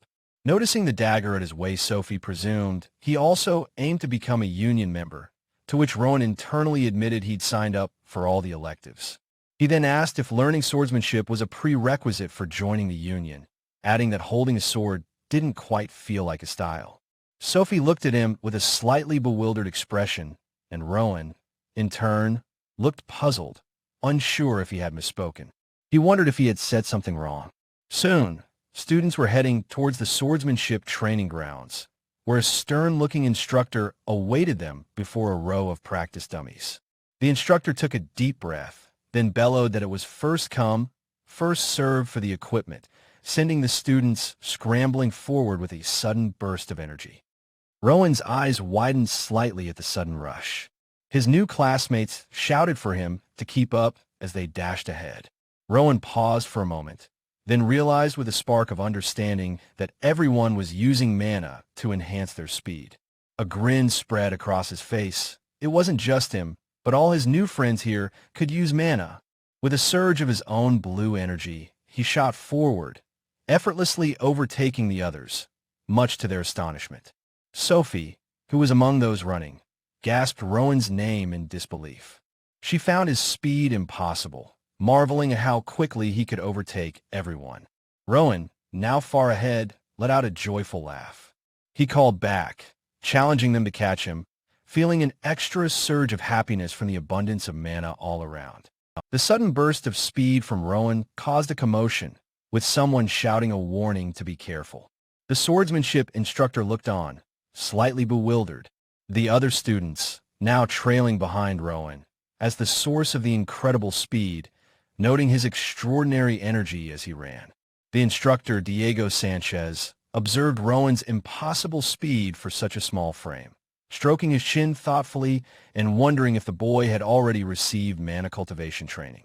He decided to keep a close eye on Rowan, even as he loudly encouraged all the students to keep running to see who would last until the end, to which they replied affirmatively and continued their sprint.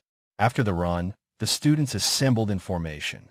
Rowan, still fresh, found running with mana alongside friends exhilarating, a stark contrast to a visibly winded Sophie who questioned if this was a daily school activity. She looked at Rowan, silently wondering if he was even human. Even if his initial burst of speed was accepted, she mused, to then lap them after they had caught up was astounding. Moreover, he didn't even seem tired, unlike her. Rowan cheerfully commented on how fun the run was, and Sophie, still trying to process it, could only agree internally convinced he was definitely some kind of ghost or maybe just built different. Instructor Diego Sanchez then addressed the class, hoping they had rested enough. He formally introduced himself as their basic swordsmanship teacher and expressed he was looking forward to working with Rowan, who politely returned the sentiment. Diego then announced the class would begin in earnest, instructing everyone to pick up a wooden sword from the racks. Some students groaned, wishing for more rest, but Diego sternly told them to stop complaining. Rowan stood observing. Diego noticed Rowan hadn't picked a sword yet and questioned him. A brief, dark memory flashed in Rowan's mind of Blake wielding a sword.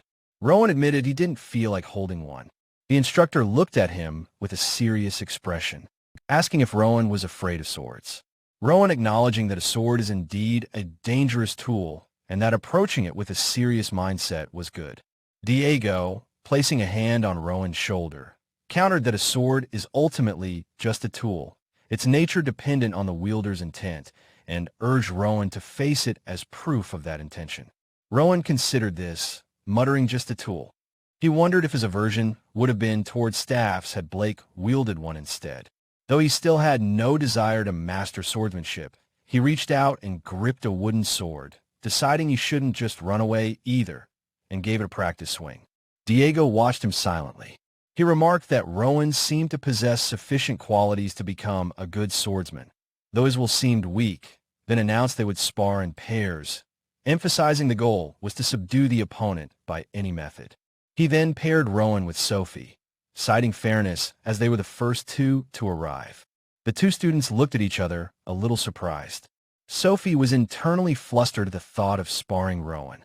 Other students whispered, noting that even if Rowan won the race, swordsmanship against Sophie, whose Pavel family was renowned for it, would be difficult.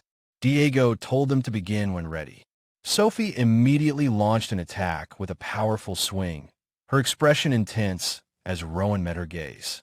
Rowan noted that while he hadn't seen proper swordsmanship before, Sophie felt as solid as a rock, yet he didn't feel the same unpleasantness as when facing Blake. He wondered if this was what good swordsmanship felt like. He then shifted his foot, taking a stance that radiated calm power, intending to learn from this opportunity. Both Diego and Sophie looked surprised. Sophie recognized his stance as perfect for both offense and defense, finding it incredibly stable and hard to believe he was holding a sword for the first time. Determined not to lose in swordsmanship after losing the race, Sophie declared, with the pride of her Pavel family on the line, that she wouldn't lose, gripping her sword tightly. Sophie attacked again, aiming for a downward strike, but Rowan deftly dodged. Sophie, shocked, questioned if he had dodged her sword, as Rowan calmly anticipated her next target. She lunged forward again, aiming for his chest, but Rowan parried. Her subsequent strikes aimed for his shoulder, then his head, each met with Rowan's deflections or evasions, culminating in him turning her attack and bringing his wooden sword gently to her neck. Sophie stood frozen, trembling slightly, in a swift, decisive move, just as Diego called to stop. Rowan, however, had already formed his own mana blade, bringing it down towards Sophie but halting it just shy of contact. Both Rowan and Sophie were a little breathless. Sophie realized with a shock that Rowan's sword had stopped even before teacher Diego's command. More than that, she felt as if he had read her sword path in advance, wondering just how far ahead he could see. She admitted her loss, and Rowan, surprisingly, asked for one more round. He gave a slight, knowing smile, and Sophie agreed. All right. Later, as the students rested, Sophie asked Rowan if his sparring was good. She complimented him, saying to be that good holding a sword for the first time, he must have an incredible talent. Rowan humbly replied that the first 2 wins were luck, and he had lost perfectly in the last 2 rounds. Sophie suggested they try again next time. Another student then expressed relief that the next class was basic magic studies, calling it a longer break. Rowan, looking at the resting students, questioned why magic class would be considered a break and if they didn't need to work hard to become union members. The other students looked at him, surprised by his naivety. One explained that while the teacher is amazing, Learning magic itself is difficult, prompting Rowan to wonder about this amazing person. Another student, with a mix of exasperation and awe, asked Rowan if he really didn't know anything. They revealed that the teacher for basic magic studies was the former Honor Division commander, now Dean of Magic, the renowned teacher Arthur. The students found themselves in a grand lecture hall. An intricate astrolabe-like device stood prominently as the classroom door creaked open. An elderly man with a neatly trimmed white beard and kind eyes, Teacher Arthur, walked in with measured steps, the students watching him with awe. Sophie leaned towards Rowan, whispering that this was Teacher Arthur and reminding him of what she had said earlier about him. Indeed, this was the renowned former Honor Division commander, now the esteemed Dean of Magic, a figure exuding a powerful aura. Rowan sensed that Teacher Arthur's mana was even denser than Director Lazaros's, making him wonder about the true extent of power within the Union's strongest individuals. Teacher Arthur noted he heard a new student had enrolled, and Rowan stood, politely introducing himself as the newcomer. Arthur, stroking his beard, simply stated his name and that he taught magic. He then wryly commented that for some students merely observing, the class might feel like a boring time, and indeed, a few students looked distinctly unimpressed or already weary. Rowan, however, silently affirmed his desire to become a magician and join the Union. This resolve seemed to amuse Teacher Arthur, who chuckled, calling Rowan a child with extraordinary spirit. He then posed a question to Rowan, asking if he was aware that the path of magic was significantly longer and more arduous than that of swordsmanship. This made Rowan recall the other students' earlier reactions to his interest in magic, finally understanding their surprise. Admitting he had just found out, Rowan asked why this was the case. Teacher Arthur, instead of answering directly, gestured towards Sophie, prompting her to explain. Sophie elaborated that mastering magic demanded not only vast knowledge, but also placed a great burden on both mind and body. Furthermore, she added, even with exceptional talent, it took at least 10 years to be recognized as a Class 1 magician. Teacher Arthur nodded in agreement, confirming that this difficulty made it challenging for magic students to become Union members immediately after graduation. Rowan internally processed this, realizing that even as a Class 1 magician, one wasn't considered a direct fighting force and would likely only be a provisional member. He recalled Oscar's words that to be a runner, a substantial member, one needed to achieve at least Class 2. With surprising conviction, Rowan declared that, in that case, he should master Class 3 magic before graduation, a statement that made Teacher Arthur raise an eyebrow. Arthur then asked if Rowan even knew what Class 3 entailed. Rowan, a bit sheepishly, admitted his knowledge of magic was limited. Arthur, remarking that he thought Rowan was approaching this too easily, decided to teach him directly and turned towards the large blackboard. He began to write, explaining that his lesson would cover why the Union was predominantly composed of swordsmen and why magic was increasingly seen as a discipline pursuing truth and wisdom. He then wrote out a complex series of runes, identifying it as a spell to recreate a fire arrow, and asked if anyone could spot what was wrong with it. Rowan studied the script, finding it strangely complex yet vaguely similar to the spells he had seen around the pit and the tree at the horrific shelter. Teacher Arthur reassured the class that it was natural not to find the error and not to be disappointed. He explained that although it looked complex, the fire arrow was one of the most basic magics, and more advanced spells were beyond imagination. To demonstrate, Arthur attempted to cast the flawed spell. A hesitant, unstable flame flickered into existence, looking as if it might sputter out at any moment. Rowan watched, surprised by the weak manifestation. He noted how the fire looked like it was about to melt away, unstable and uncertain. Arthur then explained that spells are highly sensitive. Even after draining magical power, a tiny mistake could lead to such a poor result. He then stepped to the blackboard and corrected a single rune within the complex script. With the correction made, Arthur cast the spell again. This time, a vibrant, powerful fire arrow blazed into existence, radiating heat and stability. The other students gasped in amazement. Arthur elaborated that for a magician to find such small mistakes, or to achieve even slight changes in a spell, they must reinterpret the entire construct, requiring patience and comprehension far beyond the ordinary. He further illustrated this by showing how, with specific alterations to the runes, the fire arrow could be implemented as a fireball instead. However, he cautioned, this transformation not only required more magical power, but also put a considerable overload on the mind and body. Arthur then posed another question. Why does magic reach its limits faster than swordsmanship? Sophie's hand shot up immediately. She explained that converting mana into an aura through a weapon was much more efficient than manifesting magic directly, even when using the same amount of mana.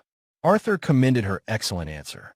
He added that magic consumes a vast amount of magical power, putting great strain on the body, as Rowan diligently took notes. Rowan's eyes sharpened as he realized that the power of a spell was directly proportional to the magical power possessed by the magician. He thought of Director Lazaros's immense and precisely controlled mana, then recalled Arthur's own potent fireball.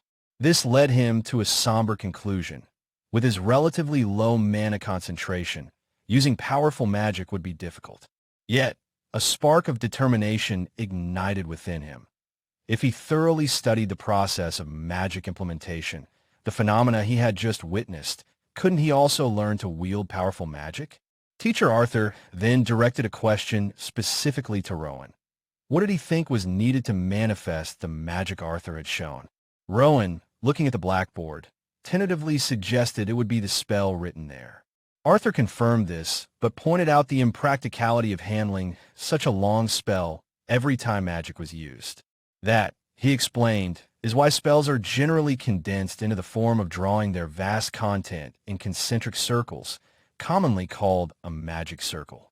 Rowan, his eyes widening slightly, asked if that was also what was engraved on Director Lazaros's body, and if people sometimes engraved magic circles on themselves. Arthur affirmed that some magicians did indeed engrave, frequently use magic for quicker manifestation. Rowan fell silent for a moment, processing this new information. Arthur continued, clarifying that if spells are like equations, then magic circles are essentially symbols representing those equations. A thoughtful expression crossed Rowan's face. He then asked if, in that case, incantations were spells converted into language. Teacher Arthur, clearly intrigued by the question, stroked his beard and asked Rowan why he thought that.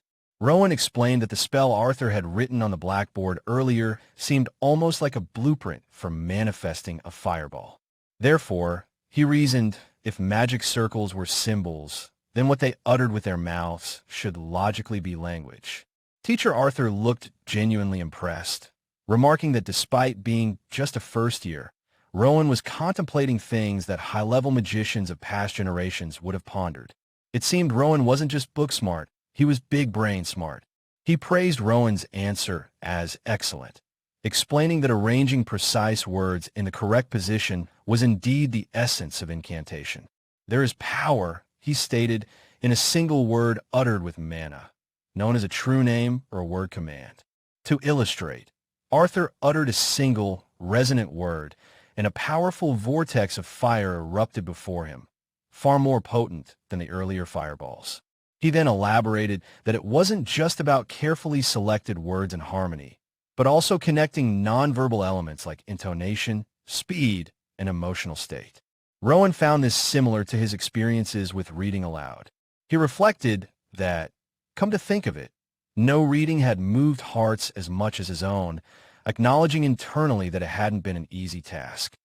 Arthur, satisfied, stated he believed he had instilled enough fear about magic by now, and asked Rowan if his heart was still set on it. Rowan, his eyes shining with even greater interest, confirmed that it was. If anything, his fascination had only grown. Pleased, Arthur announced that from the next class, they would begin studying ancient language. He would distribute books, and they were to think about the characteristics of this language. The announcement was met with a collective groan from the other students at the homework tsunami. Later, walking down a warmly lit corridor, Sophie was lamenting the endless homework, wondering aloud why she had signed up for so many classes. Rowan walked beside her. Sophie commented that while her schedule was bad, Rowan's was even worse, having filled every day of the week with classes except for lunch breaks. Rowan simply replied that studying was the most enjoyable thing for him, to which Sophie retorted he was kind of annoying. Changing the subject, Sophie asked Rowan where his room was. He pointed, indicating it was the second from the end on the first floor. Sophie remarked that he was in the same room as Lucas, a name Rowan didn't recognize, before bidding him good night with a yawn. In his room, Rowan sat at his desk, diligently studying the complex scripts from Teacher Arthur's lesson. He found that after analyzing the complex script, he understood how to create spells. Considering his current limitations, since he couldn't use powerful magic with his mana right away, perhaps a thought sparked. Could he create magic that suited him? He focused, and a swirling vortex of fire began to form in his hands. With a surge of effort, a small, stable fireball materialized. He had done it. He had succeeded. Even with trial and error, he mused if he disassembled and reconstructed the spell like this. He tried to manipulate the fireball further, but it flickered erratically. The effort was too much. Rowan collapsed onto the floor, exhausted. The night deepened outside his window.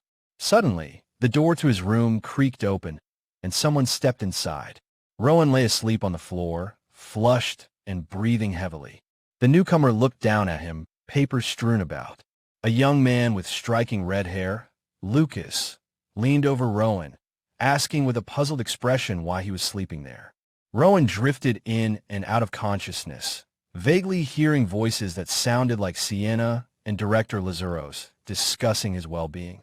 One voice expressed feeling heavy-hearted for pushing hard lessons on him so soon, admitting he saw potential and couldn't help himself. As Rowan's eyelids fluttered open, he questioned where he was, his gaze met by the concerned face of his red-haired roommate, Lucas. Lucas, relieved, asked if Rowan was awake and okay. Rowan looked confused. Lucas then practically pounced on him, exclaiming his relief and how shocked he'd been to see Rowan collapse, making Rowan wonder who this overly enthusiastic person was. Lucas introduced himself as Lucas von Passau, his classmate and roommate. He explained his shock at finding Rowan collapsed after returning from training, worrying about what his father would say. Rowan, finally registering the situation, asked if he had indeed collapsed. Lucas reassured him it was nothing serious, just overexertion, and that he'd be fine with some rest. Rowan then questioned why Lucas was so worried about him. Lucas explained that his father had asked him to take good care of Rowan. When Rowan inquired about his father, Lucas revealed him to be none other than the deputy commander of the Faith, Oscar von Passau. Rowan was surprised to learn Lucas was Deputy Commander Oscar's son. Lucas, with a slight smirk, asked Rowan to be sure to tell his father that he, Lucas, had brought Rowan to the infirmary and taken care of him all night. Rowan, sensing the clarity of Lucas's mana and noting a resemblance, agreed. He commented that Lucas was more approachable than he looked, as usually, first years mistook him for a senior due to his appearance. Lucas, surprised at being called a senior, clarified that despite his mature looks, he was only 12. Rowan then asked if Lucas had enrolled late. Lucas explained it wasn't that, but that he had failed twice because he couldn't meet the attendance requirements. He admitted that attending every day didn't guarantee promotion and that he wasn't really cut out for studying to begin with. Lucas then changed the subject, asking if Rowan had collapsed while studying magic, noting his room had been a complete mess. Rowan recalled managing to create a fireball, but nothing after that, which Lucas found shame. Lucas offered to help him practice if it were swordsmanship, as he could assist in many ways. Rowan asked if Lucas was also focused on swordsmanship. Lucas confirmed, stating it was natural since his father was the deputy commander of the Faith. Rowan observed Lucas closely. He noted that even though Lucas was 2 years older, his mana density was much stronger compared to other students, and he was tall and in great shape, clearly having worked hard. Rowan wondered how much effort it took to achieve such results. Inspired, Rowan declared he should also do his best, prompting Lucas to ask if he was planning to go to school after collapsing from studying. Rowan suggested getting some fresh air as his head hurt. Lucas, surprisingly agreeable, said if it was for that reason, sure, admitting he also skipped classes sometimes to feel the breeze. Lucas then enthusiastically decided they should both go out as the weather was nice, and that when one's head hurts, fresh air, good food, and loosening up the body were the best remedies. Rowan reluctantly agreed, a thought dawning on him about Lucas's study habits and previous failures, like, so this is why you failed your classes. They found themselves in a bustling town square, alive with activity. Lucas encouraged Rowan to eat a lot, worried he might collapse again due to his frail appearance. Suddenly, Rowan's attention was caught by a nearby magic shop, from which he could feel mana emanating. He told Lucas he wanted to check it out. Lucas said if he was curious, they should go take a look. They entered the dimly lit shop, filled with various magical paraphernalia. Rowan looked around, intrigued. Lucas commented that the air felt tingly. Rowan understood. Each item in the shop was filled with intense mana, which caused Lucas to let out a sudden achoo. As Rowan perused the items, a sudden realization struck him. He didn't have any money. He lamented that if only all the money he'd earned at the shelter had been his. Lucas, noticing his crestfallen expression, asked why he looked like that and if he hadn't found anything he liked. Rowan mumbled it was because he had no money, to which Lucas replied he thought it was something else. Lucas then generously offered to buy Rowan anything he wanted, stating his father had told him to look after Rowan, and that surely included things like this. Rowan looked up, surprised and a little overwhelmed by the offer. He asked if Lucas could buy everything there.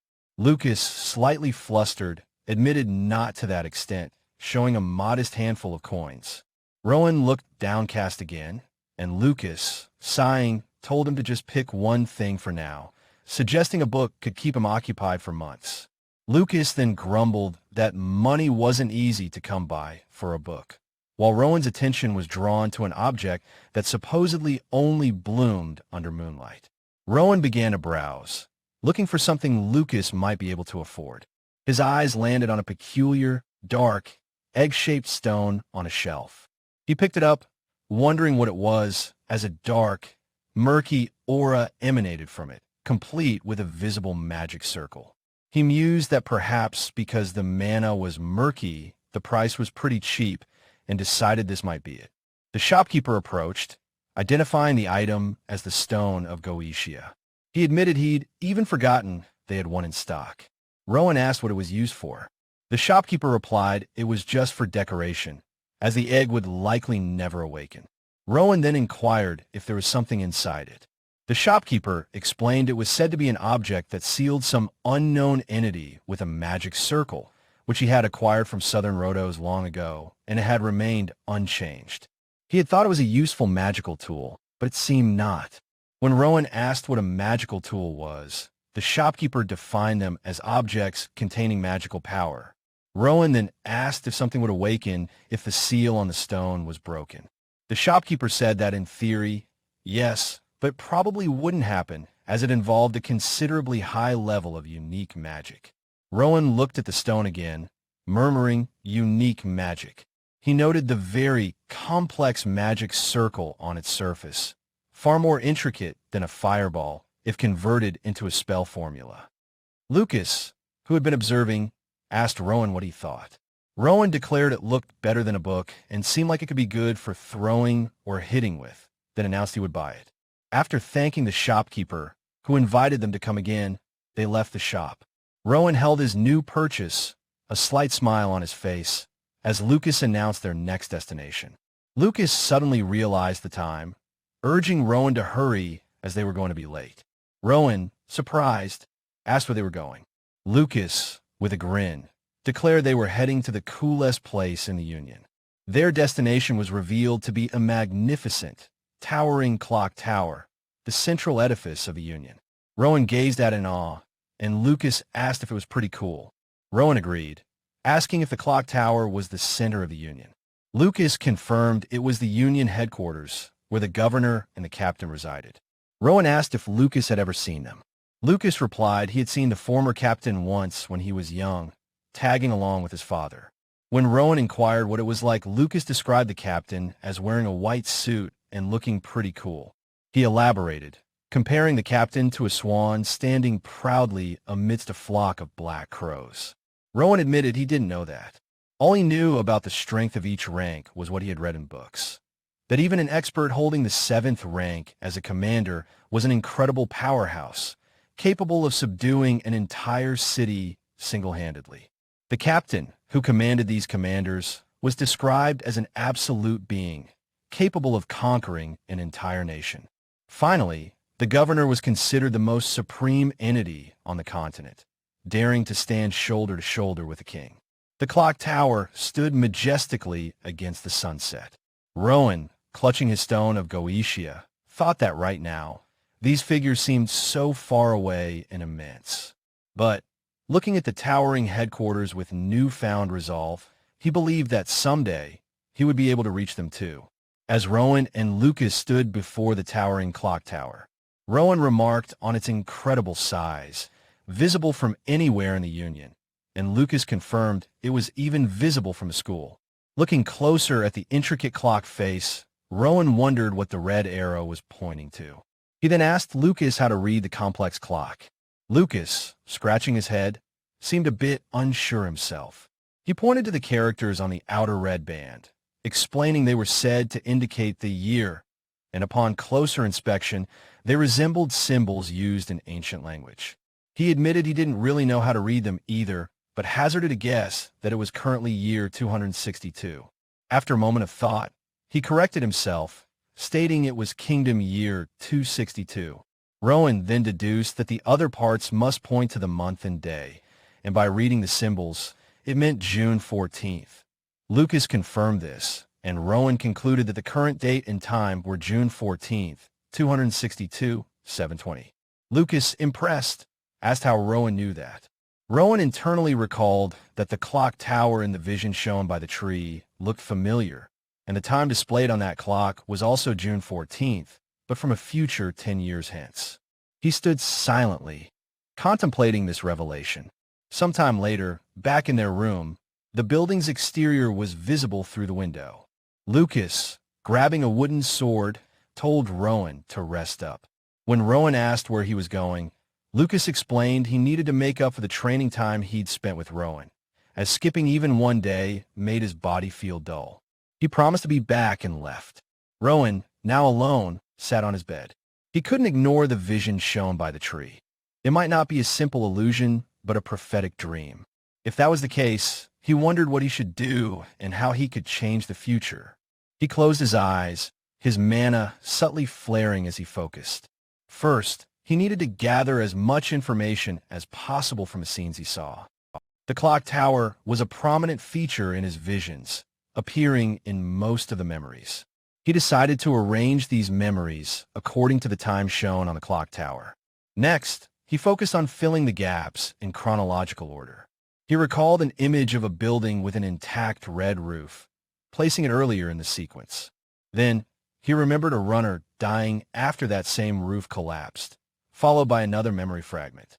By organizing the flow like this and gathering experiences, he hoped to make sense of the visions shown by the tree. As he pieced them together, one image became clearer, a vision of the future. He observed the fragmented scenes carefully, a determined look in his eyes.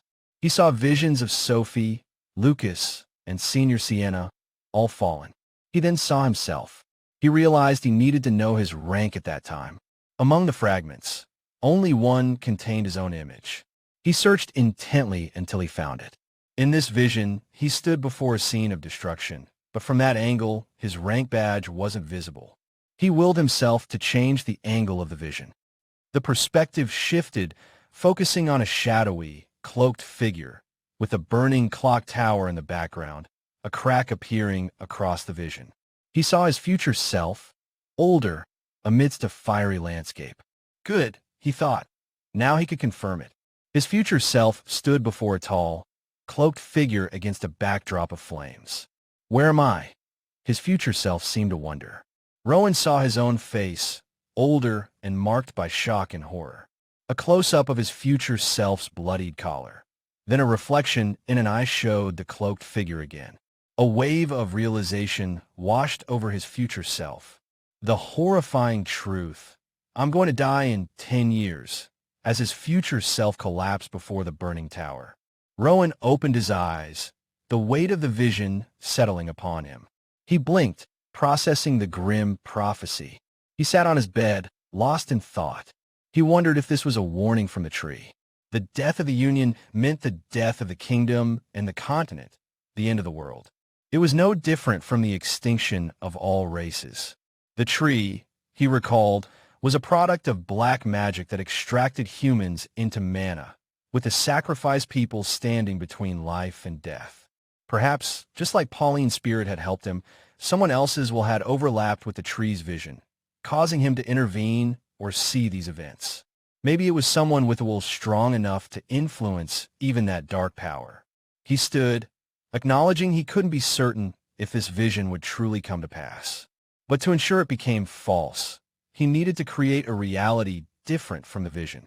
He picked up one of his books. First, he needed to focus on himself. Since he didn't know his rank in the vision, what badge he wore didn't matter for now. He considered his options. Either he didn't become a member at all, or he became an administration staff member wearing a red suit.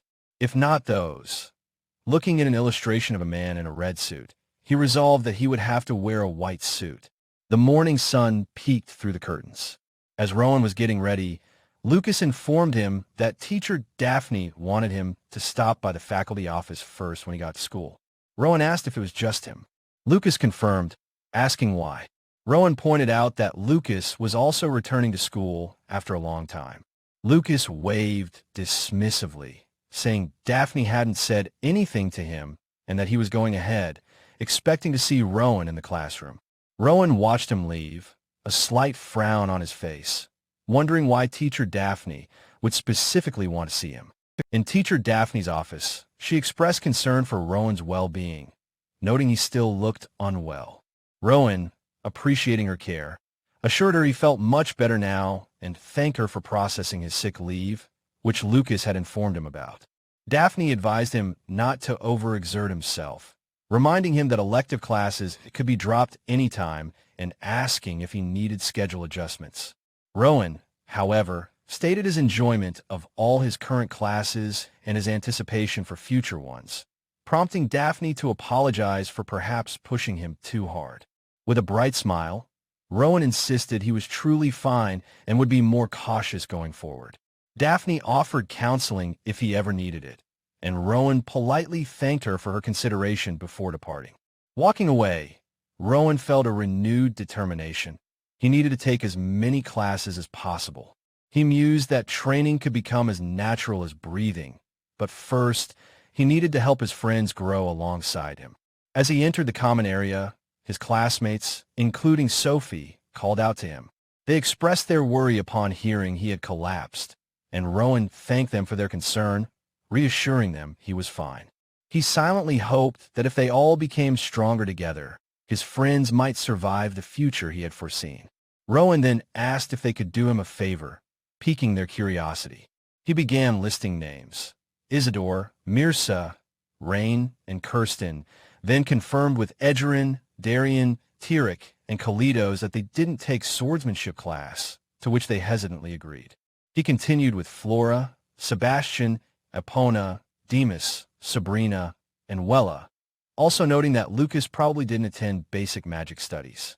The students were impressed. He had memorized all their names in just one day, with one girl excitedly whispering that Rowan remembered her name.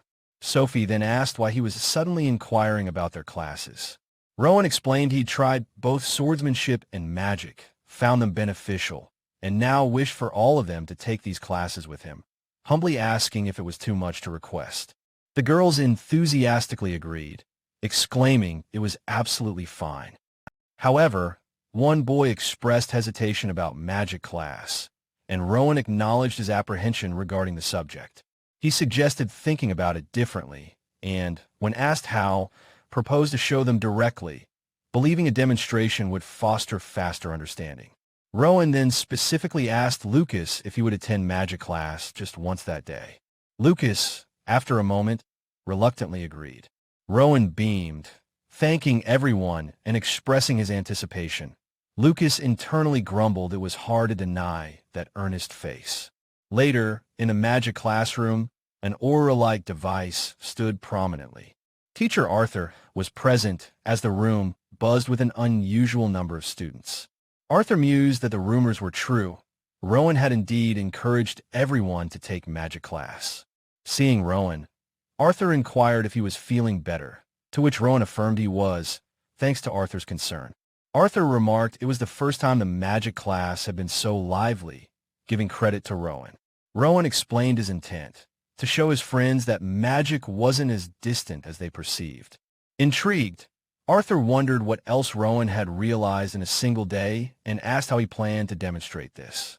Rowan requested permission to come to the platform, which Arthur granted, cautioning him not to overexert himself.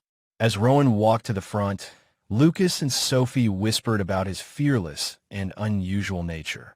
Outside the grand classroom doors, a voice commented that the approaching individual must be the busiest person in the Union. Director Lazaros was greeted by teacher Daphne, who questioned his early presence and if it was due to Rowan. Lazaros stated he had multiple purposes. He added that overseeing the school was part of the administration bureau's duties. Knight Sienna stood quietly beside them. Both Daphne and Lazaros then turned to Sienna expectantly. Lazaros asked runner Sienna, whom he thought was off duty, what brought her there.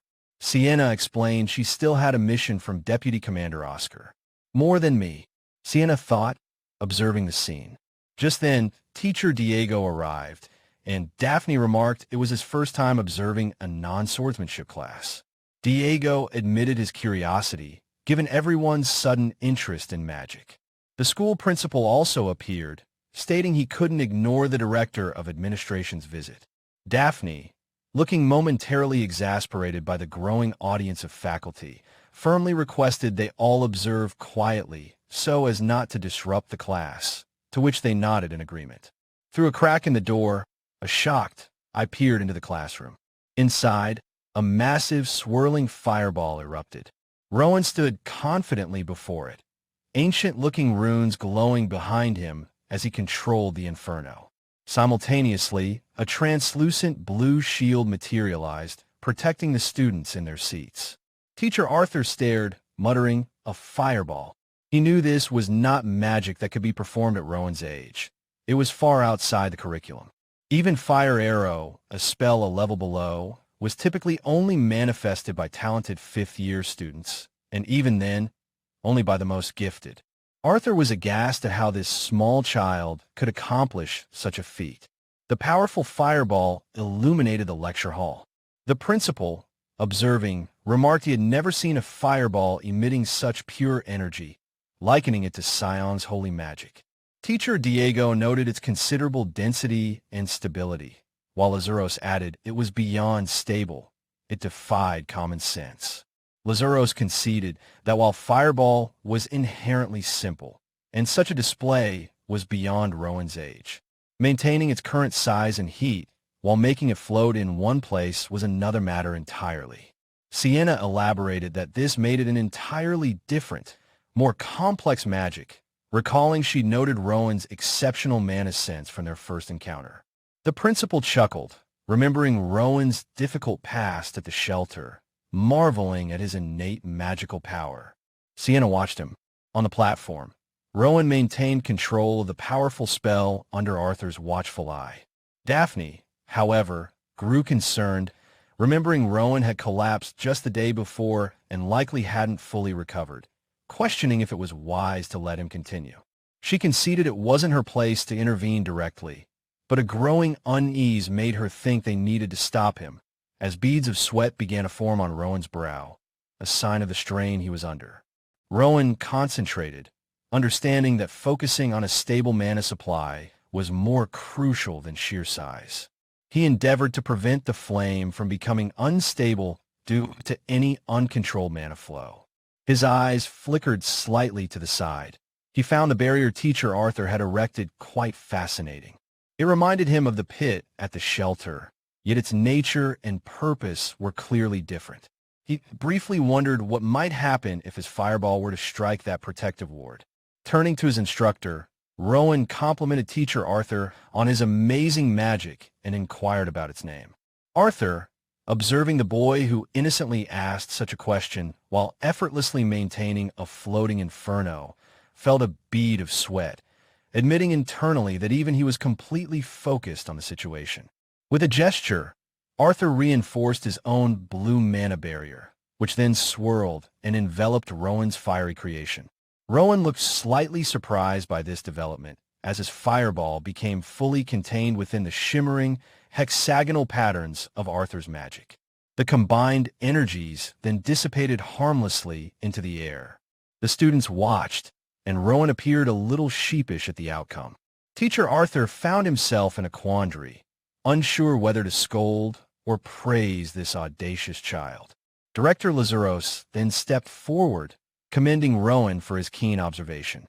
He answered Rowan's earlier question, identifying the magic as Dean Arthur's unique spell, known as the Azure Flame Barrier. Rowan thought the name was magnificent, though Arthur dismissed the importance of names, stating he hadn't even come up with it himself. Rowan, however, considered receiving such a grand name a fortunate gift. Seizing the moment, Arthur turned the question back on Rowan, asking if the magic he had just demonstrated possessed a name. Rowan simply stated it was just a fireball, but Arthur gently countered, pointing out that everyone present knew it was far more than that. He emphasized that Rowan, more than anyone, must be aware that his creation was no ordinary fireball. Rowan quietly affirmed this, then admitted he hadn't actually thought about a name for it yet. Arthur let out a soft chuckle, amused that Rowan was now preoccupied with naming his spell when Arthur had intended to discuss the inherent dangers of such a display. At this juncture, Director Lazaros interjected, stating that as the Director of Administration, he could not overlook the preceding events. He sternly asked Rowan to explain his intentions behind performing such a potentially dangerous act. Rowan replied, first, that he was confident in his ability to control the fire, and second, he had trusted teacher Arthur to be watching over him. Arthur then inquired if showing the fireball was Rowan's sole purpose, to which Rowan confirmed it was. With a bright smile, Rowan explained he wanted to give his friends confidence. He elaborated that they might be interested in magic but were too scared to try, recalling comments about how they'd be fortunate to master even a basic fireball before graduation, yet he had already done so. He declared he simply wanted to show them what was possible. Teacher Arthur, listening, silently acknowledged Rowan's genius, though he knew he couldn't voice such a thought aloud. A wave of embarrassment washed over Arthur as he wondered if he had been inadvertently limiting the children's potential all this time. It was humbling, he thought, that such a small child would make him realize this. Rowan then respectfully asked teacher Arthur if he could borrow the floor for a little longer, as he still had something more he wished to show his friends. Arthur readily gave his permission. Rowan then called out to Lucas, asking him to come forward for a moment, which visibly surprised Lucas. Lucas, looking utterly bewildered as to why he was being singled out, reluctantly made his way to the front. Rowan then offered to help Lucas try casting a spell himself. He explained that magic and swordsmanship both involve handling mana in a similar way, and someone like Lucas, who trained diligently every day, could definitely do it. Lucas, however, expressed his doubt, wondering how he could possibly perform magic. Rowan, considering Lucas's lack of formal magic training, suggested they try an incantation, as it should be easier than attempting magic circles or complex spells. Teacher Arthur then recited a short incantation in an ancient language, Ignis Vestigia Spirantis, Imago Ori Coloris Deficientis. Lucas attempted to repeat it, but stumbled over the words, saying I Ignis Vestigia Spira. Rowan gently corrected him, clarifying it was Spirantis. Rowan then asked, with a hint of surprise, if this was Lucas's first time hearing ancient language, cheekily adding that this was Lucas's third year as a first-year student. Lucas, looking flustered, asked if Rowan hadn't known. Rowan, deciding to pivot, stated he would teach Lucas the meaning first, emphasizing that understanding the meaning was crucial when dealing with ancient languages. The incantation, he explained, translated to the footsteps of a quietly breathing flame, the afterimage of air dying from heat. As Rowan spoke, Lucas physically recoiled, exclaiming "Eek!" and muttering about how cringe-worthy it sounded. Rowan continued, "Collide with each other without hesitation." As Sophie and the other students listened, some with rapt attention, appear before my eyes. Sophie, in particular, tilted her head, concentrating intently. Suddenly, Rowan paused, a look of confusion crossing his face. This wasn't how it was supposed to go. He wondered why it wasn't working, why no one seemed to understand. If they were already stuck at the very beginning, he worried about their progress over the next 10 years. He questioned what he should do now. He had created an incantation simple enough for Lucas to perform, yet even the usually astute Sophie seemed unable to grasp it. Lucas, noticing Rowan's distress, tentatively called out to him. Before Rowan could respond, Teacher Arthur placed a hand on both boys' shoulders, gently reminding Rowan to understand that this was, after all, Lucas's very first magic class.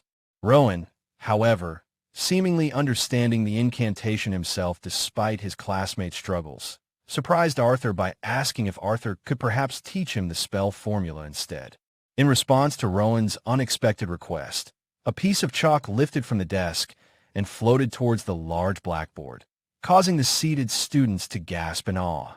Director Lazaros chuckled softly, remarking with amusement that Rowan could apparently use telekinetic magic as well. In moments, Rowan announced that he had written it all. The blackboard was now covered in intricate, glowing blue runes, a complete spell formula presented for all to see. Teacher Arthur, his eyes wide with astonishment, asked Rowan where he had possibly seen this spell formula. Rowan calmly explained that he hadn't copied it from anywhere. Rather, he had seen what Teacher Arthur had written earlier and simply modified it in his own way. Director Lazaros observed that this was far more than a mere modification. Rowan elaborated that, as he worked on it, he felt this particular approach would be better suited for him. Lazaros, his voice laced with disbelief, asked if Rowan was claiming to have created an entirely new spell formula. Rowan looked down, a hint of bashfulness in his demeanor. Arthur and Lazaros exchanged a long, significant glance. Director Lazaros then suggested that this conversation clearly required more time and proposed they arrange a separate meeting, asking head Daphne if that would be acceptable. Daphne, smiling, confirmed it would be, of course. Lazaros then thanked Rowan for showing them the spell formula, placing a hand on his shoulder and saying they would talk again soon. Rowan quietly agreed. Lazaros then turned to the Dark Elf Knight, asking for her name. She formally introduced herself as Faith Division Sienna. To Sienna's utter shock, Lazaros then casually asked if she could take over the remaining classes for the day. He clarified that he didn't mind whether she had the students study independently or even taught them swordsmanship. Sienna, though clearly surprised, affirmed she understood. Adding to her sudden workload, Teacher Diego then chimed in, requesting that Sienna also take his next class. Sienna managed a strained, "Yes, senior." With that, Teacher Arthur gestured, blue mana flaring around his hand as he prepared to depart the now somewhat chaotic lecture hall. He, along with Lazaros and Rowan, began to leave, with Arthur asking if they should go then. Sienna was left standing alone at the front of the classroom, the students looking at her expectantly. She took a deep, steadying breath, then clapped her hands. Addressing the students, she introduced herself as Faith Division Runner Sienna and announced she would be temporarily taking over the remaining classes. She instructed them to consider this a regular class and stated that everyone must participate without exception. Internally, however, a sigh escaped her, and a strained smile played on her lips as she wondered, with a touch of exasperation, just what she was going to do with this unexpected turn of events. Teacher Daphne inquired about Rowan's recent school experiences.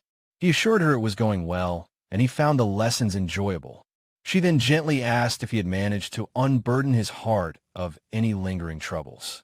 Rowan affirmed that he had, explaining his realization that everyone possesses their own unique strengths and weaknesses, a concept he hadn't fully grasped before. Daphne expressed her gladness at his newfound understanding, acknowledging that they were all different individuals in the end. She then shifted the topic to his friends, and Rowan described them as kind and encouraging, often sharing light meals together. He hesitated for a moment, however, adding that sometimes things were a bit complicated. He elaborated that some of the girls made requests that were difficult for him to understand. When Daphne asked for examples, Rowan mentioned invitations to view flowers after school or to go shopping together, activities he deemed unrelated to their studies. Daphne, with a knowing smile, recognized this as that phase of budding interest in the opposite gender, and she curiously asked how Rowan typically responded to such invitations. Rowan revealed he usually suggested they study together instead, a response that Daphne found quite firm. Daphne then playfully probed if there were any female friends he got along with particularly well, or perhaps someone he was interested in. Rowan merely hummed non-committally, but then conceded that Sophie Pavel was a bit different. He noted her excellent sparring skills and the fact that she was the only student in their year capable of generating fire. He confirmed he felt a sense of closeness and sympathy for her, especially after learning about her personal circumstances. He explained to Daphne that Sophie was the illegitimate daughter of the renowned Pavel family, enrolled in the school by her father primarily to improve the family's strained relationship with the Union, leaving her in a rather isolated position where few truly understood her. Rowan acknowledged the immense pressure Sophie must be under and stated she was a friend from whom he learned a great deal. The conversation then turned to Lucas, with Daphne observing that the three of them often spent time together.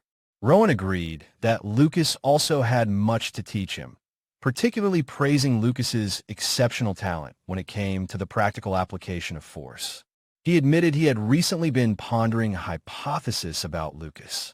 Rowan mused, with a diagram of Lucas's brain humorously appearing in his mind, dominated by training and muscle building, with a comically tiny section for academic enthusiasm. That perhaps Lucas's intense focus on sparring drills had filled his brain to capacity, leaving little room or inclination for studying. Daphne mentally acknowledged his amusing theory. Rowan then declared with a smile that he couldn't let Lucas fail again and was trying to guide him as a good friend, questioning if this wasn't the behavior of a well-intentioned person. Daphne readily agreed that he possessed a good personality, thinking to herself that his mindset was truly remarkable and quite unique for a child his age. Their discussion was then interrupted by Teacher Arthur's voice, emanating from his book-lined office where he was meeting with Rowan separately. Arthur stated that he couldn't simply feel sorry for Rowan because of his inherently gentle nature.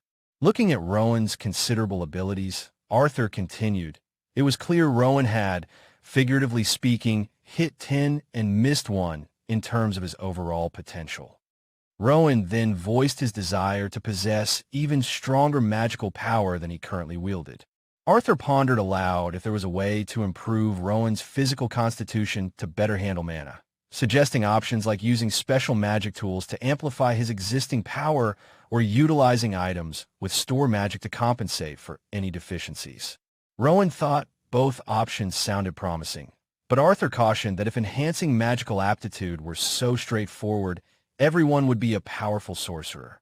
Magic tools purchased with money, Arthur explained, often provided only temporary benefits, or their specific abilities might not align well with the type of magic an individual practiced.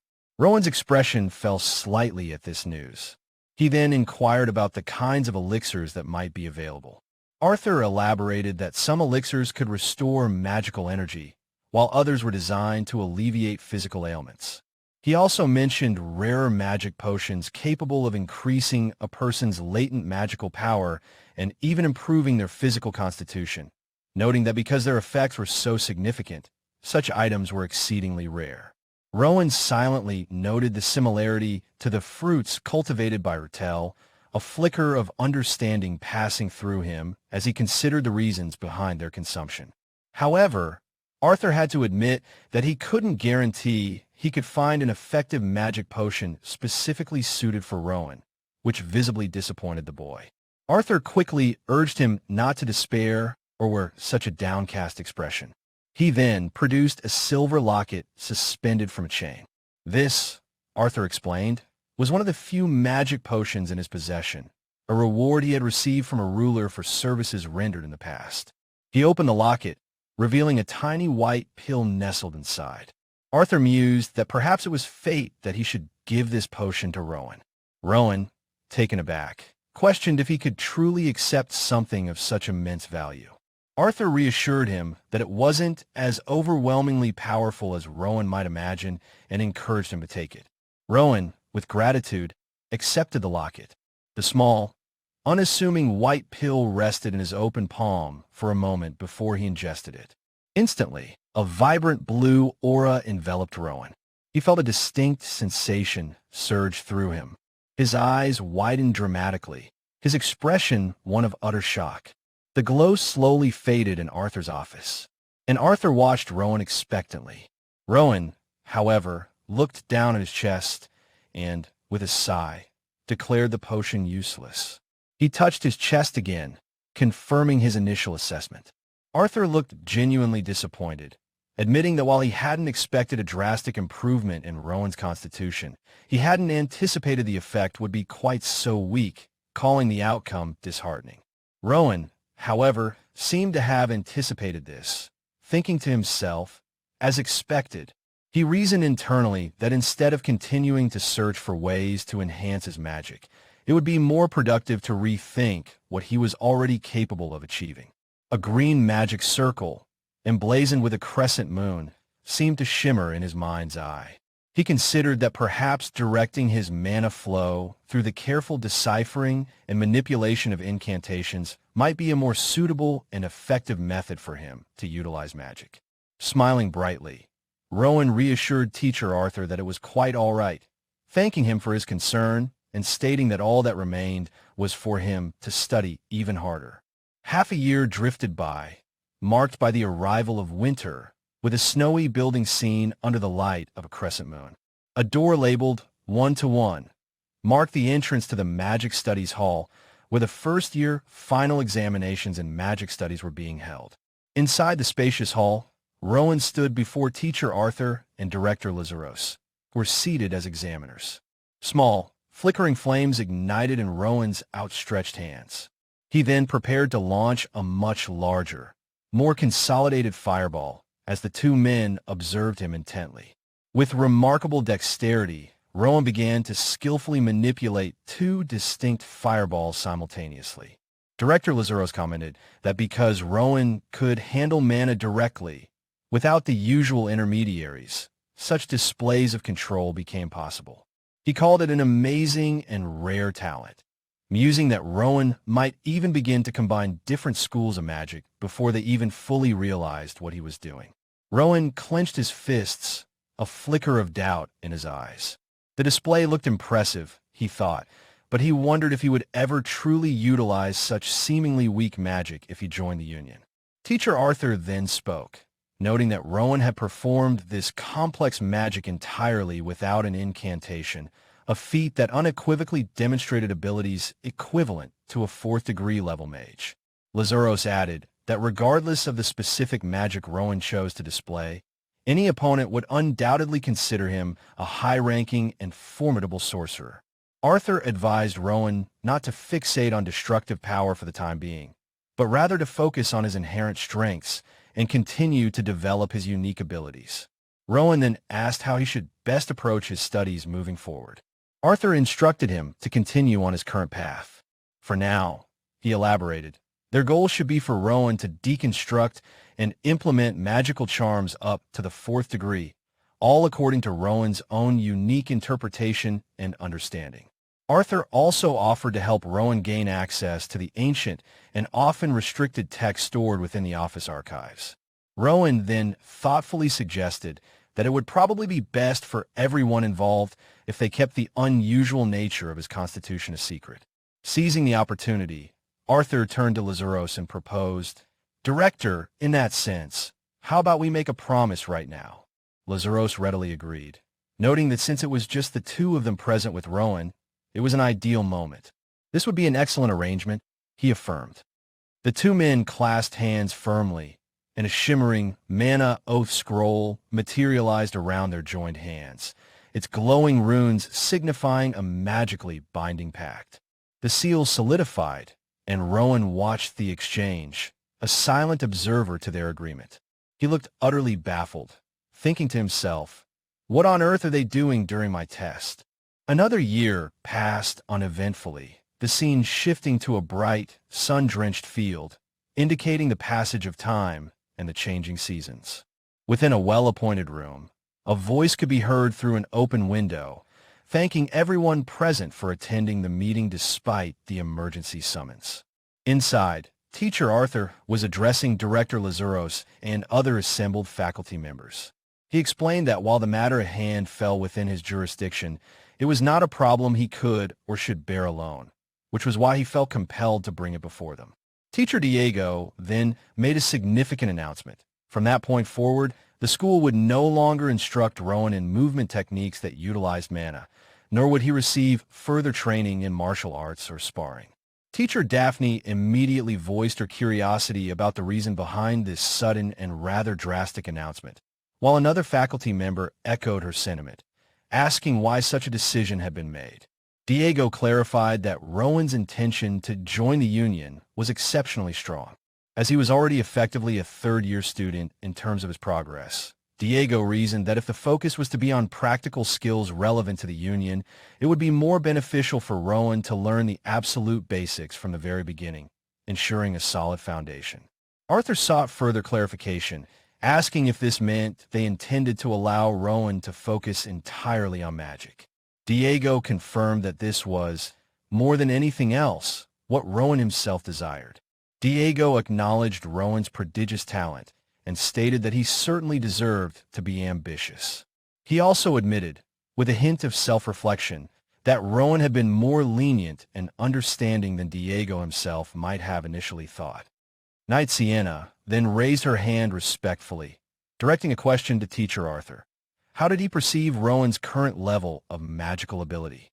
Before Arthur could answer, Director Lazuros interjected, stating with a surprising degree of confidence that Rowan would likely pass the first stage of the Union's rigorous entrance examination simply by the act of drawing his sword.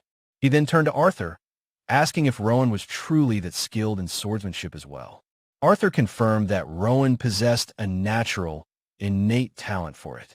While his raw destructive power might currently be somewhat weak, Arthur asserted it would undoubtedly improve and strengthen gradually over time. Daphne then reiterated Sienna's earlier question, specifically asking about Rowan's level and standing as a dedicated magician. Arthur paused. Looking around at the assembled faculty, he began, "Rowan as a magician. There's nothing more." He then finished his statement with a calm but profound confidence. "I can teach Rowan." Teacher Arthur solemnly declared that Rowan had reached a point where there was truly nothing more he could impart. Daphne listened, her eyes widening in astonishment as Arthur elaborated. Rowan could now freely execute first and second level magic, was actively analyzing third level spells, and could, by all practical measures, be considered a fourth level mage already. Arthur further explained that, owing to Rowan's prodigious intellect, the boy handled even the most complex incantations with the ease of someone playing a game. All this, Arthur mused, while Rowan was still just a third-year student. As Rowan walked, two female students, their eyes practically sparkling with hearts, greeted him as Professor Rowan, a title that seemed a bit premature for someone still navigating puberty. Rowan continued on his way. Later, at the end of a lesson, Teacher Arthur announced the conclusion of the day's class. He reminded the students not to forget their assignments for the next session, but then specifically asked Rowan to remain for a moment. Rowan approached his instructor's desk in the grand lecture hall, politely acknowledging that Professor Arthur had indeed called for him. Arthur then informed Rowan of an upcoming event, a magic academic exchange with the prestigious Shapirian Academy, a piece of news Rowan had not yet heard. Furthermore, Arthur stated, it appeared Rowan would be required to participate. This was the first Rowan had heard of such an event, and he inquired if it was a regular occurrence. Arthur explained that such exchanges, intended for the sharing of ideas, had once been quite common. However, he continued, with the general decline of the Age of Magic, these inter-academy events had naturally faded into obscurity. Rowan, naturally, wondered why one was being held so suddenly this time. Arthur simply gazed at Rowan for a moment before revealing the truth. Rowan himself was the reason for the exchange. The boy looked genuinely surprised by this revelation. Arthur elaborated that Shapirian must have received word of Rowan's truly exceptional and perhaps unprecedented magical abilities, which were already becoming legendary. Arthur provided some context. Shapirian was known as the only duchy that had diligently preserved its ancient magic heritage, focusing its efforts almost exclusively on the development and advancement of magical arts. Consequently, detailed information about their current capabilities was somewhat limited. Arthur briefly recalled his own past, mentioning he had completed advanced training up to third-level advanced magic before eventually joining the Union, a time when complex runes were his daily bread. He speculated that Shapirian must have a fairly good idea of Rowan's capabilities, at least based on publicly available information, and above all, their curiosity would be immense. The core of the news, Arthur surmised, would be the astonishing emergence of a mage effectively at the 4th level from the Union's own school. Rowan remained silent, processing this. Then, with an almost childlike pout, Rowan protested that he wasn't really at the 4th level yet. Arthur gently countered, reminding him that true magical proficiency wasn't merely a matter of raw power. The primary objective of this academic conference, Arthur explained, was for Shapirian to witness such unprecedented talent firsthand. They also undoubtedly hoped to glean some benefits from pure magic research. In essence, Shapirian wanted to see what Rowan, as a representative of burgeoning Union talent, truly embodied. Rowan tentatively voiced a question. What if he chose not to go? Arthur thoughtfully stroked his beard, musing that, from one perspective, Rowan's non-participation might even be preferable. However, he added, given the conditions Shapirian had proposed, refusal would be exceptionally difficult. Rowan immediately inquired about these conditions. The main stipulation, Arthur revealed, was that Shapirian would determine both the schedule and the venue for the exchange. In return for this concession, they were offering a most enticing prize, an elixir, depicted as a legendary potion capable of restoring vitality, replenishing magical power, and sometimes even enhancing raw physical capabilities. A flicker of concern crossed Rowan's face as he wondered if Shapirian had somehow discovered his unique physical constitution. Arthur, however, quickly reassured him that such a discovery was highly improbable. Rowan then questioned if Shapirian would simply hand over such a valuable item. Arthur clarified that, as this was an academic magic conference centered around discussion and debate, the participants would effectively compete through their incantations and magical understanding, with the elixir being awarded to the side deemed most worthy. Rowan found it somewhat incredible that they would offer an elixir of such legendary status merely for winning a debate. He briefly wondered what might happen if he were to consume such a potent concoction. Then, a sudden realization dawned on him with a jolt. Winning wouldn't just mean the elixir became his. Arthur confirmed Rowan's unspoken thought with a cheerful nod. If their side emerged victorious, the elixir would indeed be theirs. Rowan gratefully accepted the challenge. A few days later, the designated day of the Magic Academic Exchange arrived, the event taking place in a suitably grand and imposing building. Inside, the Union delegation, consisting of Rowan, Teacher Arthur, and Head Daphne, stood facing the representatives from Shapirian, carried an air of scholarly mystique. Teacher Arthur formally welcomed the Shapirian delegation. A mage from the visiting party, identified by a nameplate as Bayard, a sorcerer from Shapirian, greeted Professor Arthur in turn, remarking that it had indeed been a long time.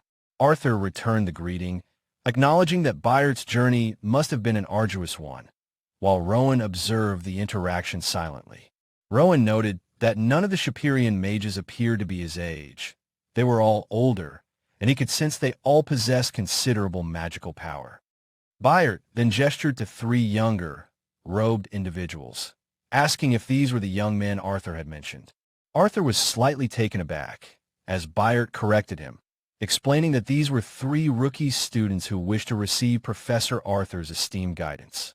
Arthur internally processed this new information. The Union had only officially announced Rowan's participation, yet Shapirian had brought three young mages. It was clear, Arthur thought, that the Shapirian mages were attempting to make a statement, to demonstrate that they, too, still possessed formidable strength and emerging talent. This development, Arthur mused, was actually rather good, though he wondered what specific guidance he could truly offer them under the circumstances. Politely, Arthur stated that while the event was termed an exchange competition, the Union School currently had only one child they deemed truly deserving of such a prestigious opportunity, and thus he offered his apologies for not presenting more candidates. He subtly requested that this slight imbalance not be mentioned further. One of the Shapirian students then spoke up, asserting that if they were to learn from someone of Rowan's caliber, they would effectively become 100 men in terms of skill, adding that their expectations were understandably high. Rowan, hearing this, looked momentarily taken aback by the intensity of their anticipation, before offering a polite, perhaps slightly strained, smile in response. Two of the other Shapirian students visibly reacted to their companion's bold statement, their expressions a mixture of surprise and perhaps a touch of shock. Byard then diplomatically suggested that all parties cease their travels for the moment, take some time to rest, and then reconvene in the designated discussion hall afternoon. Teacher Arthur readily agreed to this sensible proposal. A few hours later, the discussion hall was prepared, an impressive chamber set up for academic debate, with a central podium and seating arranged for observers. Amongst the Union students present were Lucas and Sophie. Lucas questioned aloud if Professor Rowan wasn't supposed to be facing the Shapirian representatives alone, declaring that the current setup didn't seem right. He then exclaimed with dramatic flair, imagining a scenario where Professor Rowan was metaphorically knocked out by their taunts with a single verbal blow, clutching his head in mock despair. Sophie, with her usual pragmatism, corrected Lucas, reminding him that this was not a competition involving taunts or physical blows, but rather a magical debate where intellectual prowess would be the deciding factor. A charmingly Sophie then argued with a Lucas that, for him, even debating was akin to fighting. Another girl chimed in, pointing out that if Professor Rowan were to hear harsh words and suffer mental distress, that too constituted a form of harm. Lucas then turned to Sophie, asking if she truly knew Rowan. Sophie affirmed that she did, of course. She confidently stated that Lucas was, after all, always by Professor Rowan's side. Lucas could only offer a small "oh." In response, Sophie then reassured Lucas that, in any event, the Shapirian students would not be able to defeat Rowan, so he should cease his worrying. Lucas, surprised by her uncharacteristic bluntness, commented on it. Still concerned, Lucas wondered aloud if the rookies from Shapirian weren't worried, and if perhaps he, Lucas, should intervene. Sophie simply questioned if that was truly the case, looking genuinely surprised by his lingering anxiety. Just then, Head Daphne approached the main podium, announcing that it appeared they were finally about to begin the proceedings. With formal composure, Daphne officially declared the commencement of a magical academic exchange. Both Rowan and the three young mages from Shapirian stood ready. Before the full discussion began, Daphne explained she would outline the method of the debate. Each designated representative, she detailed, would first present a topic for exchange. Following this, they would explain a corresponding magic spell, which would then be open to a session of questions and answers from the opposing side. Daphne announced that the first speaker would be Yahello Marco from Shapirian.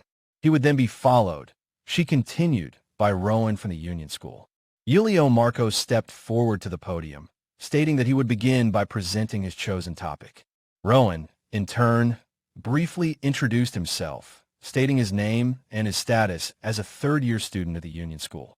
Yahello, with a confident smile, then announced the first topic he intended to present for their academic exchange. Rowan watched him intently, ready for the intellectual contest ahead. He announced his chosen topic for the exchange, the manipulation of object from a distance, or telekinesis. His fellow Shapirian representatives, including the older mage, Bayard, showed visible surprise at this opening gambit. Bayard seemed to adjust his collar, a subtle indication of his own unease. He silently acknowledged the audacity of Yahello presenting such a foundational magic in the very first round, almost as a challenge to declare their own achievements and gain momentum. Rowan stood composed as Yahello specified his focus on first-level magic, particularly the nuances of telekinesis. Another Shapirian student openly scoffed, dismissing Rowan's apparent choice as a mere distortion of rumors and deeming it ridiculous to have traveled so far for a discussion on such elementary principles. Teacher Arthur and Director Lazaros observed the unfolding exchange with keen interest. Yahello, with a strained smile, apologized if his selection seemed inappropriate, but then pointedly asked if Rowan, the Union student, was attempting to mock them with such a basic topic. Rowan, ever polite, assured Yahello it was impossible for him to mock his esteemed elders. He explained that while telekinesis was indeed a fundamental magic, it possessed profound underlying complexities that he wished to explore in their discussion. Yahello countered, suggesting that even if complexities existed, telekinesis remained mere mental movement, implying it was a waste of their valuable time. Rowan, however, calmly posited that dedicating time and effort to uncovering the truths of the world, no matter how fundamental, was surely an obvious and worthwhile pursuit. Visibly agitated, Yahello pressed Rowan, demanding to know precisely which aspect of mental movement he proposed they should delve into and explore. Rowan, feigning a slight confusion, claimed not to fully comprehend what his elder was implying and then, with a touch of innocent curiosity, inquired about the topic Yahello himself had prepared for the exchange. Yahello declared that, considering the level of discussion seemingly initiated by Rowan, a conversation about the properties of a fireball would be a suitable counterpoint. Rowan then asked if Yahello genuinely believed a fireball was an appropriate subject for him to discuss. With a condescending air, Yahello acknowledged that such a topic might indeed prove challenging for little Rowan. He then patronizingly added that perhaps, by the day's end, Rowan might even manage to impart some small piece of wisdom to them. Teacher Arthur, listening intently, made a silent deduction. Shapirian was clearly aware of the impressive fireball Rowan had previously demonstrated. Rowan then made a bold proposal. What if they were to discuss both telekinesis and fireballs concurrently? Intrigued, Yahello conceded that discussing them by merging the two distinct incantations could prove beneficial, then asked Rowan to clarify what he meant by merge. In response, Rowan simply raised his hand, and a piece of chalk lifted from the nearby table, floating effortlessly in the air, a clear demonstration of telekinesis performed without any audible or visible incantation. Yahello stared, his eyes wide with disbelief, uttering an incantation without chanting. The sheer impossibility of it seemed to stun him into momentary silence. Rowan calmly stated that he could indeed perform such feats, like simple mental movement, and then, with another subtle gesture, caused glowing runes to appear on the large blackboard behind him. Two distinct and complex spell formulas materialized on the board in shimmering script. The Shapirian students, including Yahello, looked utterly baffled, one of them whispering in confusion about what kind of incantation could possibly produce such an effect. Another Shapirian mage murmured that he believed such a thing to be impossible, yet the evidence was before them. Bayard then directly addressed Rowan, his voice filled with incredulity, asking if Rowan was seriously claiming to have spontaneously combined two separate and complex incantations in that very instant, on the fly. Yahello, recovering slightly, reiterated the agreed-upon format. Each side would present their incantations, followed by a question-and-answer session. He then proceeded to present Shapirian's prepared spells. He displayed their standard incantations for telekinesis and fireball, declaring them to be classic spells, well established since the era of the great mages, with no room left for further dissection or, heaven forbid, merging. In the audience, Lucas was audibly impressed by Yuliyo's bravado, while Sophie just rolled her eyes, thinking, here we go again with the theatrics. Head Daphne noted the decisiveness of Yuliyo's words and then invited Rowan to present his interpretation. Rowan calmly approached the podium. He began by stating that telekinesis, at its core, was a basic magic that anyone capable of manipulating mana could perform. The specific point he wished to discuss with Master Yuliyo, Rowan explained as the chalk once again levitated, was that this particular magic was heavily reliant on the user's raw magical power. Rowan then mentioned, with a polite nod, that he had been inspired by Master Yuliyo's earlier suggestion regarding fireballs. Through the process of merging telekinesis and the concept of a fireball, Rowan declared he had invented two entirely new incantations. The first he demonstrated was the ability to control a manifested fireball purely through telekinetic will. The second and more astonishing demonstration followed. A chalk lifted into the air, which then ignited, wreathed in a controlled, crackling fire. This, Rowan explained, was the transformation of a telekinetically controlled object directly into a miniature fireball. Having concluded his demonstration, Rowan simply stated, "That is all." Yuliyo's jaw physically dropped, his face a mask of utter shock and disbelief. His companions mirrored his astonishment, their expressions frozen in stunned silence.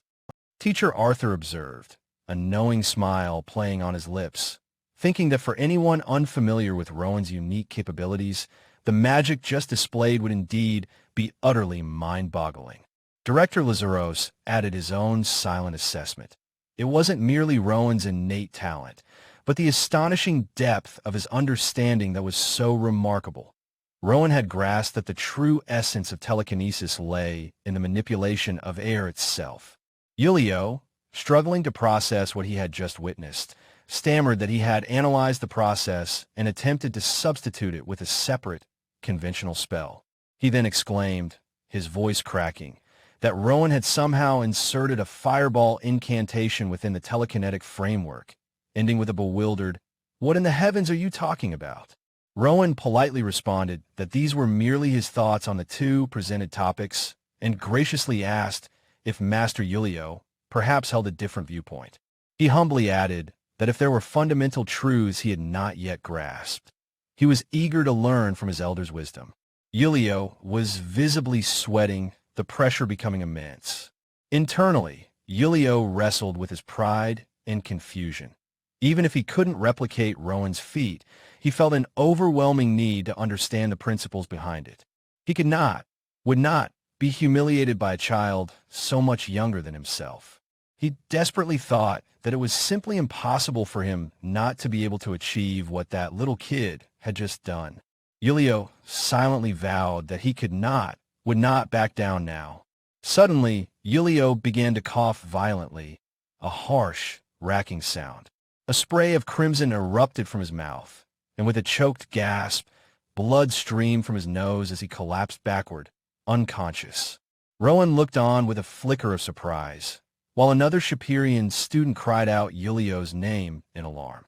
Yuliyo lay still on the floor, the debate having taken a shockingly physical toll.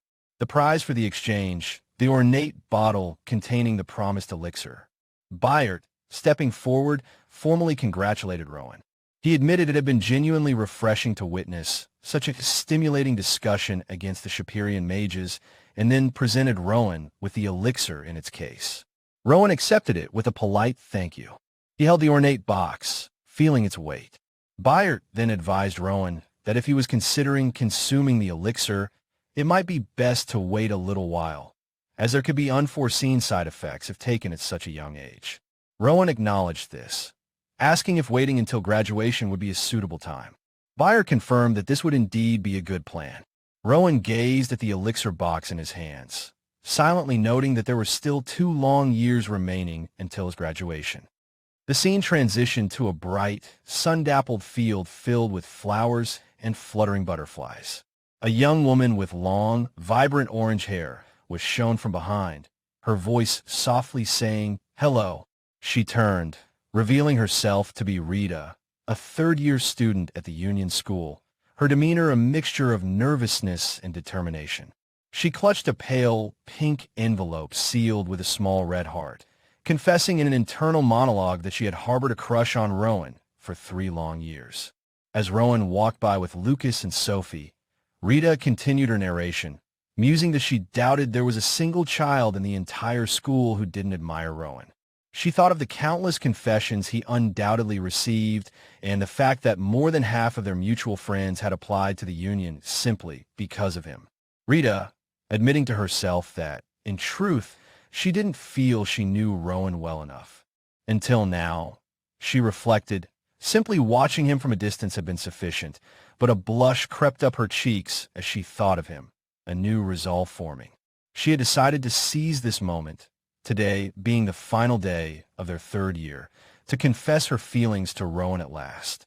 Approaching him, she managed a nervous greeting. Rowan, looking slightly surprised by her directness, responded with a simple, "Sorry." Flustered, Rowan blurted out something about how, for him, love meant keeping cherished memories of special people in his heart. Rowan asked why she was speaking in such a terrifyingly intense manner. She then, with a deadpan expression, stated, "I really love you." He then mused aloud, almost clinically, whether the feeling she was describing could genuinely be classified as love. Rita looked utterly confused. Rowan continued his analysis, explaining that, in his observation, most individuals who fall in love exhibit symptoms remarkably similar to those of certain mental illnesses. He listed a litany of such symptoms: excessive joy, feelings of ecstasy, intense longing, hopeful anticipation, pervasive fear, nagging doubt, consuming jealousy, acute embarrassment, and even sudden bursts of anger. He then directly asked Rita if she experienced these kinds of intense, often conflicting emotions. Rita, though taken aback, admitted that she couldn't deny having such feelings. Rowan offered a small, enigmatic smile and conceded, perhaps. He then proposed an alternative explanation. If his appearance or his particular circumstances had caused some physiological change in her, it was possible she was merely experiencing heightened nervousness or a thrill of excitement. Rita questioned if that could truly be considered love. Rowan, in his opinion, suggested that what she was describing sounded more akin to admiration.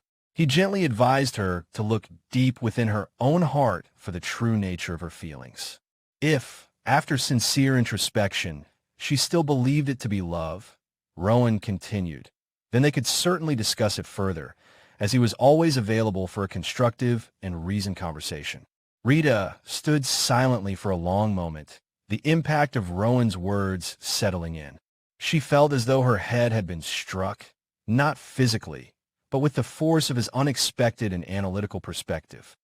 She walked away, a new clarity in her eyes, reflecting that today she had been gently rejected by the boy she had held a crush on for 3 years. Yet, she felt no regret. Confessing her feelings to the one she loved, she mused, was a brave and meaningful act in itself, regardless of the outcome. Her first love, and their shared 3rd year at the academy, had now passed, carried away on the gentle spring breeze.